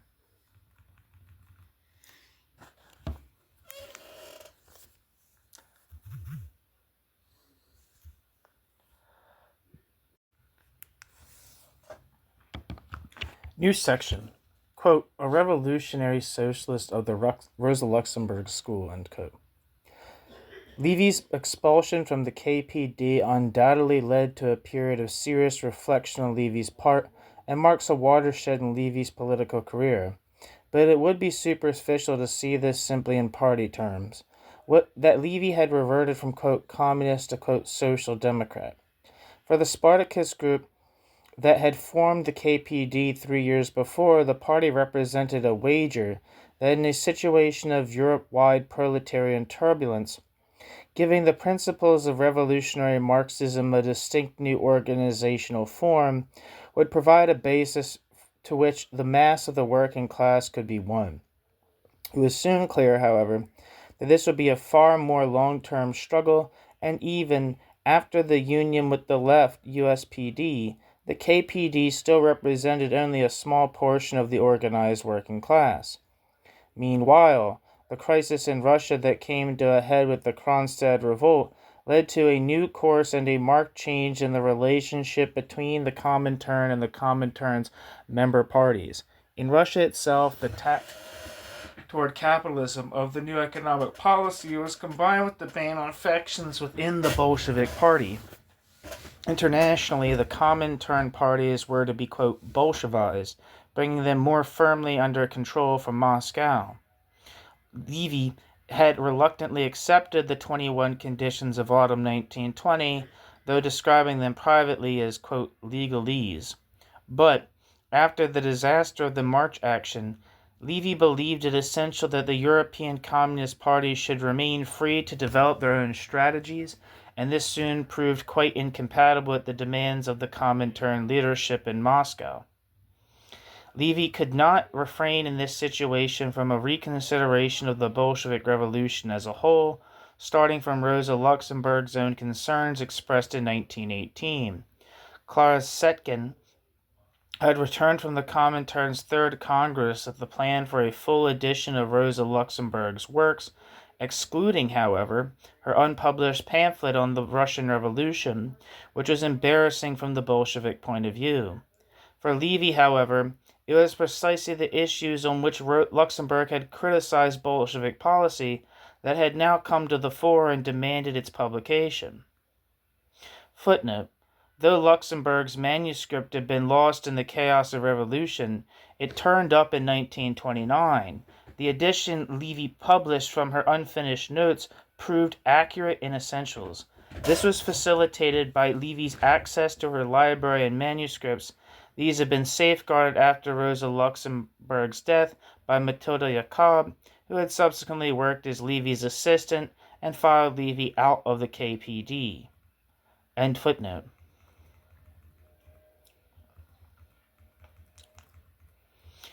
In an extensive introduction that he wrote for the pamphlet, Levi focused on two of these issues in particular, land ownership and democracy. It might have been unavoidable in the circumstances for the Bolsheviks to allow individual peasant ownership of the land, but the new economic policy had shown how this inevitably pulled Russia in a capitalist direction. Levi tried this to the tied this to the question of democracy in an innovative way. Levi saw no guarantee that the Soviet form of government must express by its essential nature the rule of the proletariat. Even in the Leninist system that distinguishes between the working people in general and the industrial and proletariat as their, quote, front rank, and the Communist Party as the, quote, advanced detachment, end quote, of the proletariat.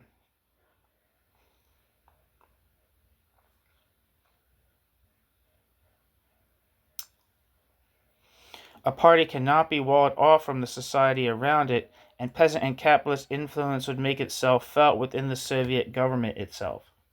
In this context, Levi made short shrift of the argument with which official communists dismissed the Kronstadt revolt. Quote, "But there is one thing which we do know for sure, which is that neither Tsarist generals nor French money nor Menshevik slogans are a sufficient explanation of how it was possible that the most loyal sons of the revolution, the most devoted supporters of the Bolsheviks, who had so long been the elite of revolutionary fighters, proven in 100 battles, rose up against those whom they formerly supported. This fact can only be explained by a profound crisis within the proletariat itself, a serious conflict that has arisen between the, quote, advanced detachment, end quote, bracket, i.e. the Communist Party, and the, quote, front rank, bracket, i.e. the working class, perhaps indeed within the, quote, advanced detachment, end quote, itself, end quote."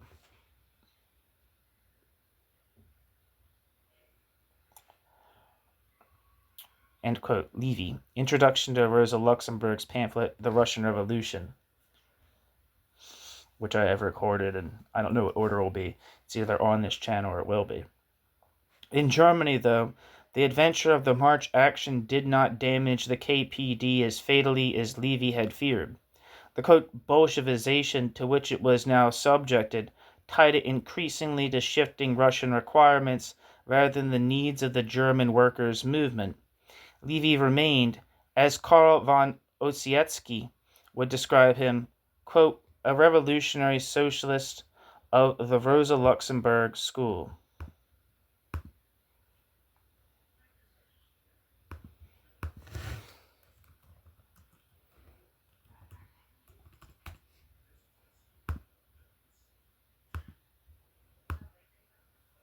One second.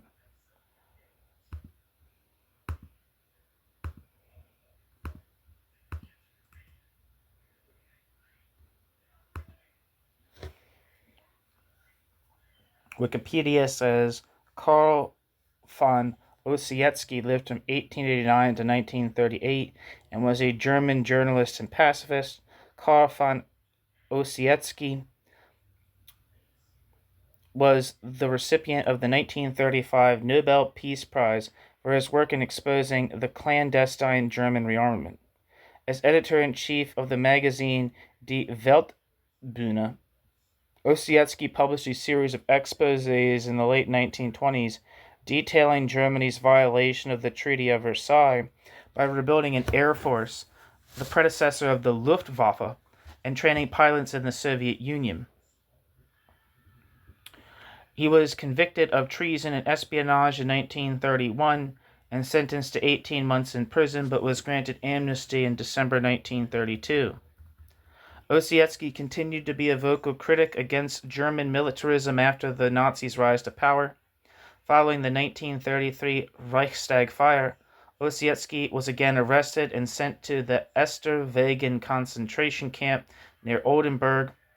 Karl von Ossietzky's brutal torture after his arrest was attested by the International Red Cross. In 1936, Karl von Ossietzky was awarded the 1935 Nobel Peace Prize, but was forbidden from traveling to Norway to accept the prize. After enduring years of mistreatment in Nazi concentration camps, Ossietzky died of tuberculosis in 1938 in a Berlin hospital after more than 5 years of imprisonment.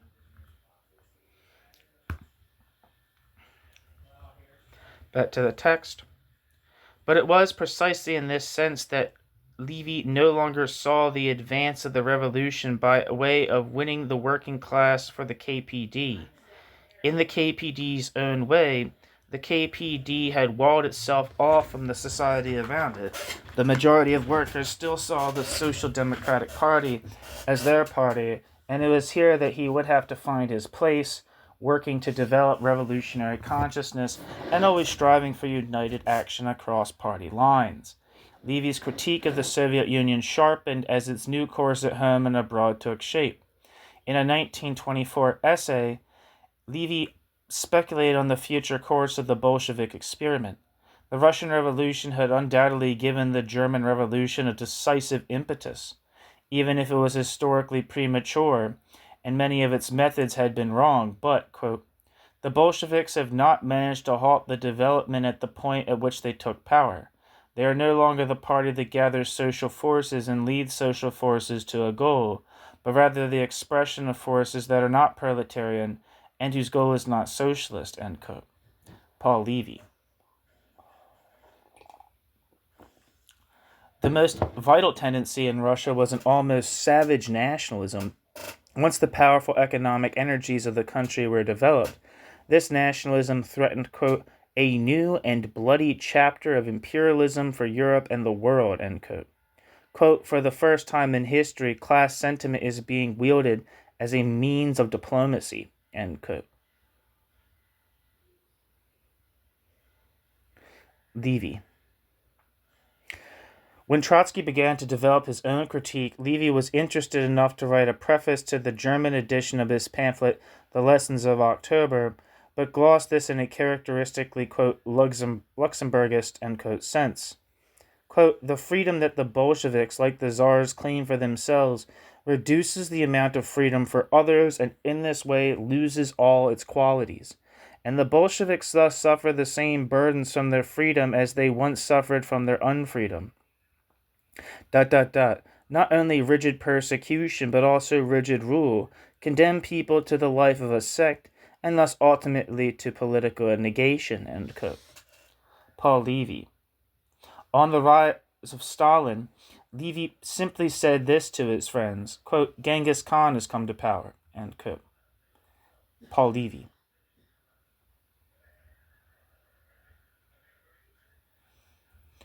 While still hoping to rejoin the KPD, Levy had founded in summer 1921 a monthly magazine to which he gave the same name as his celebrated pamphlet, Unser Weg.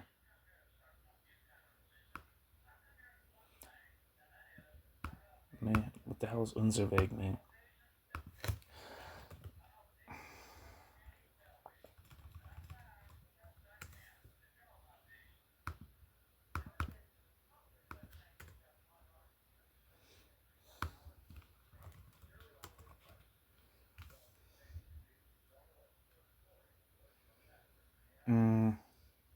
Sure.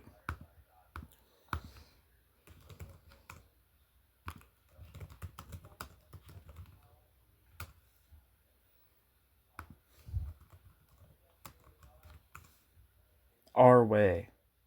Our Way.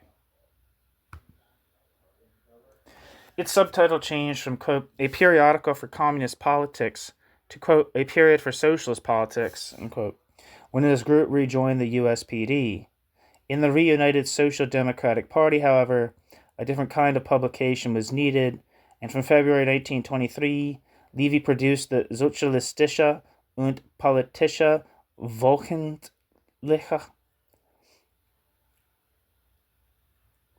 Footnote. Matilda Jacob signed for the SWP as the legally responsible publisher. Levy finally discontinued the Matilda Jacob signed for the SPW as the legally responsible publisher. Levy finally discontinued the SPW in 1928, merging with the independent socialist publication Der Klassenkampf. End footnote. This was no longer the journal of a group, but his own personal mouthpiece, and became popularly known as the, quote, Levy Correspondence. In Sozialistische und Politische Wochenliche, Paul Levi commented weekly on national and international events, bringing out, in particular, material on the Reichswehr and paramilitary groups, political trials, and other reactionary phenomena. In an early issue, commemorating the 40th anniversary of Marx's death, Levi chided equally those who sought to expunge from Marx's political doctrine the aspects of democracy and those who failed to recognize the aspect of force. Levi persistently championed the unity of proletarian forces, which both SPD and KPD from their opposing perspectives rejected. His attention came to focus especially on the defense of the Republic, which he consistently presented from the standpoint of the working class. Quote, "The German Republic is not firmly established. ... A counter-revolutionary Reichswehr is robbing the German Republic of free breath. A rebellious caste of officials lames the German Republic's arms and legs. Cowardly assassins creep like poison through the German Republic's veins. ... The one thing that the revolution has brought the German workers is in danger. ... The Social Democratic Party will be able to hold together working class and republic, the one for the other, only if the Social Democratic Party leads a clear, determined, and unambiguous policy for the working class. ... End quote. Paul Levi, why we are joining the USPD. Paul Levi's comments on the Hitler Putsch of November 1923 also show a depth of perception that few at that time could match. Quote, "In its execution, this putsch is more grotesque and ridiculous than any previous attacks on the Republic. But its consequences strike the Republic more seriously than any other. ... Previous attacks were all just shots from a pistol, metaphorically if not literally. This is the first moment which, grotesque as it may seem, grows out of a deep social movement, and we have to look it in the face. The deep shattering of the social edifice by the war, and post-wars only now entering the consciousness of those affected by it. ... The Republic, for them, is almost identical with the cause of their sufferings. And to complete the misfortune, this Republic has come to be identified with socialism to the degree that on the day... when those masses who now confront us as distant and hostile should rightly turn to us, socialism is devoid of any attractive force. ... It is no wonder, then, that hungry bodies and souls should begin to wander back to old dreams. This great layer of the desperate and newly dispossessed is the social foundation... It supplied the so-called Hitler Putsch with the social resonance that the Kapp Putsch lacked." End quote. Paul Levi. Footnote. Levi was one of the 6, quote, "arch traitors whose assassination the Nazis immediately called for in their one-day putsch." End footnote. Levi had maintained his KPD Reichstag mandate of 1920 via the KAG and the USPD back to the SPD. For the general election of May 1924, he was adopted by the district of Zwickau to in quote Red Saxony, end quote, which Levi continued to represent until his death. This is one of the poorest constituencies, semi-royal as well as industrial, and Levi regularly held meetings in remote villages, gave education classes, and conducted petty legal cases. The SPD fraction restricted his interventions in the Reichstag, though he was allowed to speak on issues of civil liberty and to represent the party on the Reichstag's legal committee. This was one area in which modest gains could be made, and when the SPD press was increasingly barred to Paul Levi, Levi found new outlets for his views and left liberal publications that were often more sympathetic to this cause.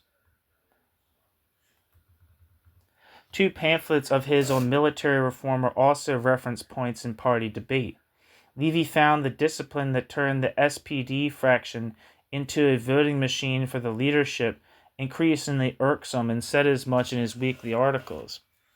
Levi had been seen by the SPD leadership as a troublemaker ever since the independents had merged back into the majority party. According to Paul Levi, he had already split two parties and presented a similar risk to the SPD. According to them, Levi had already split two parties and presented a similar risk to the SPD. But Levi made it clear from the point he rejoined the Social Democrats that the working classes now needed unity, not division. Paul Levi resisted calls from friends such as Karl von Ossietzky to organize a new left faction, such as would emerge again after his death with the Sozialistische Arbeiterpartei. Never inclined by temperament to the role of a party leader, in the late 1920s, Levi felt less at home with party politics in general and came to prefer his legal practice as a vehicle for political struggle. In the 1920s, the number of, quote, treason trials in Germany was over 1,000 per year. Even compared with the situation in the pre-war years, the authorities were ever ready to use draconian legislation to clamp down on writers and newspapers that disclosed information embarrassing to the government. This became Levy's particular specialty, and Levi won a wide reputation for his conduct of a string of important cases. The so-called Custer-Jacob trial, one of the most celebrated, was typical in that it involved a journalist's disclosure of violations of the Versailles Treaty by the Reichswehr. The journalist Berthold Jacob and the public prosecutor Paul Jorns were both to feature again in Levy's final and most dramatic case. Levi was also called on for a case of censorship and obscenity, successfully defending the film Battleship Potemkin, but unsuccessful in his defense of George Grosz, the artist. Quote, "When I raised my eyes to the judges," end quote, Levi wrote, quote, "I was immediately sure of defeat. One of the judges had the exact features that Grosz had caricatured," end quote. Bertolt Brecht was another client, and despite the communists' repeated attacks on their, quote, renegade former leader, Willy Münzenberg and others prominent in the party were happy to draw on Levy's legal skills.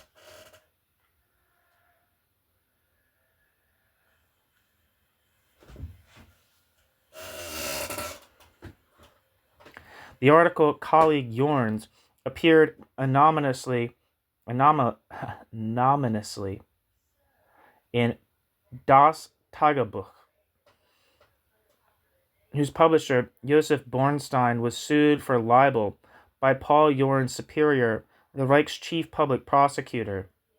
Paul Jorns had been the prosecutor for the military court before which the murderers of Rosa Luxemburg and Karl Liebknecht appeared in 1919. Only one of the soldiers who fired at the pair had been convicted and had immediately fled with false papers. One other, who struck them with his rifle butt, was imprisoned for 2 years. The KPD had not pursued its own investigation, even when more settled conditions in Germany permitted this. Despite the limitations of his discoveries, the article's author, Bertolt Jacob, had pressed to publish before the 10-year period for possible prosecution expired. Combining his privileges as defense counsel and Reichstag deputy, Levi gained access to the hidden files and dug out information to prove that Jorns had colluded in a flagrant miscarriage of justice. By the time Jorns appeared as a witness, Levi so dominated the proceedings that the prosecutor inadvertently referred to Jorns as, quote, the accused. This summed up speech, which Ossietzky called, quote, the greatest speech in German since LaSalle, end quote, was widely distributed as a pamphlet. Beyond the reputation of Jorns himself, Levi was able for the first time to present a thorough record of the murders of the two Spartacus leaders, quote, the first case, bracket, in Germany, and bracket, in which murderers killed and knew they could escape justice, end quote. Even so, the publisher Bornstein was subsequently fined 500 marks for the unprovable allegations that Jorns had deliberately obstructed the course of justice. Jorns continued in office and went on to become a senior legal official under the Nazi regime. In January 1930, Jorns appealed against the original finding, and Levi was compelled, reluctantly this time, to re-enter the lists. On the third day of the hearing, he fell ill with pneumonia and was taken to bed with a high fever. In his delirium, the murder of Rosa Luxemburg seems to have haunted him. We threw her over the bridge. She was still floating, he murmured, repeating what one of the soldiers had said in evidence.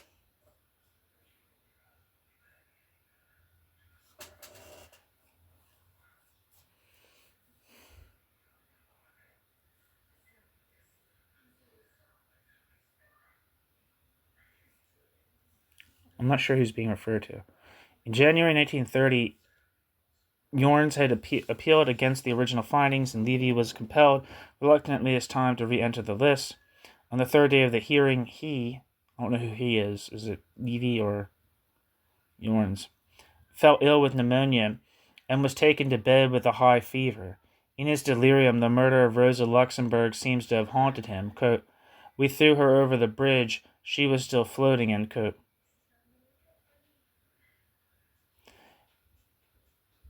he murmured, repeating what one of the soldiers had said in evidence. Levi lived in an attic flat on the 5th floor, and in the early hours of the 9th of February, the nurse attending him came into his bedroom to find the windows open and her patient fall into his death. Among the plethora of obituaries, Albert Einstein described Paul Levi as, quote, one of the wisest, most just, and courageous persons I have come across, end quote.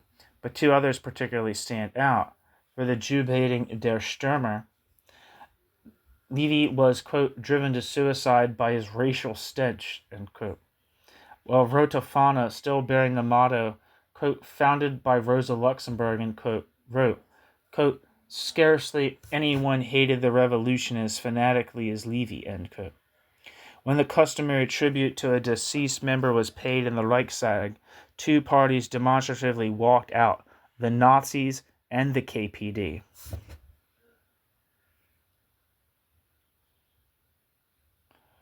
Paul Levi's life is just one small piece in the jigsaw of German history, but a piece that fits closely together with a larger piece, that of his lover, friend, and teacher, Rosa Luxemburg.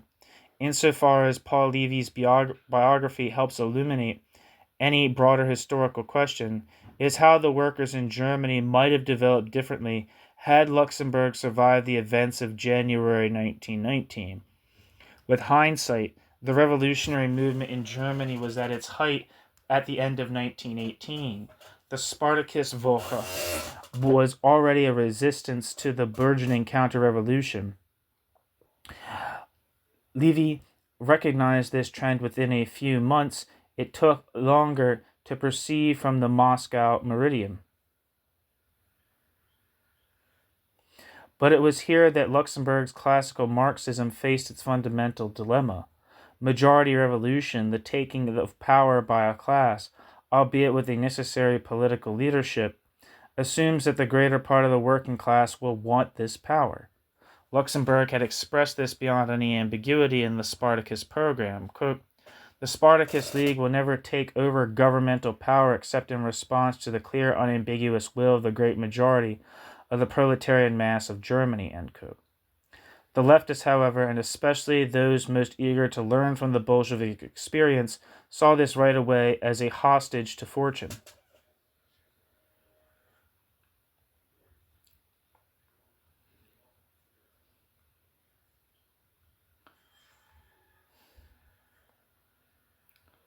One second.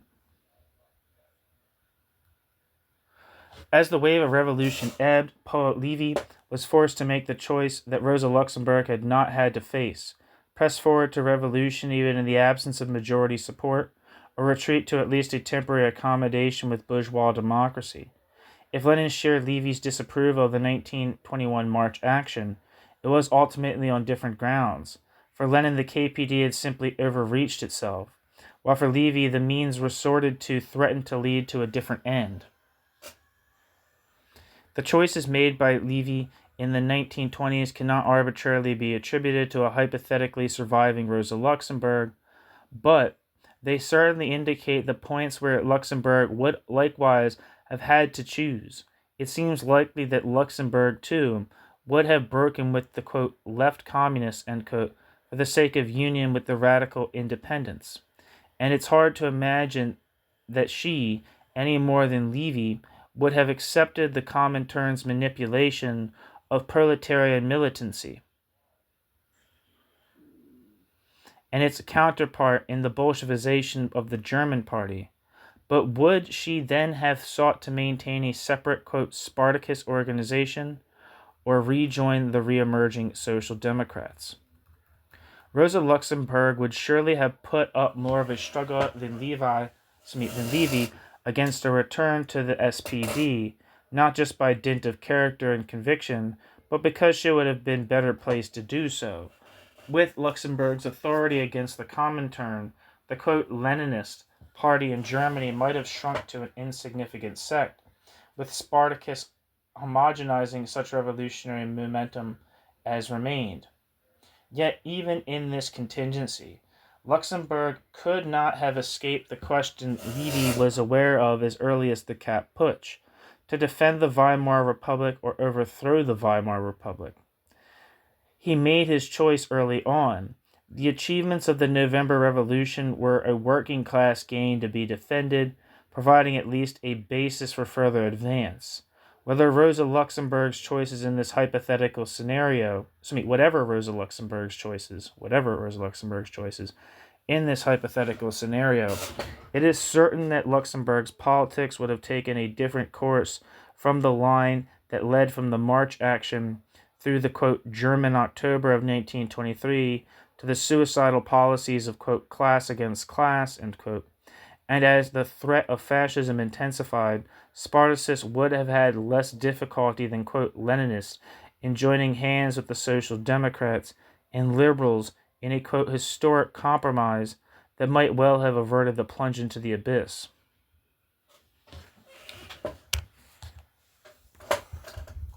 That's the end of the introduction to In the Steps of Rosa Luxemburg, the selected writings of Paul Levi.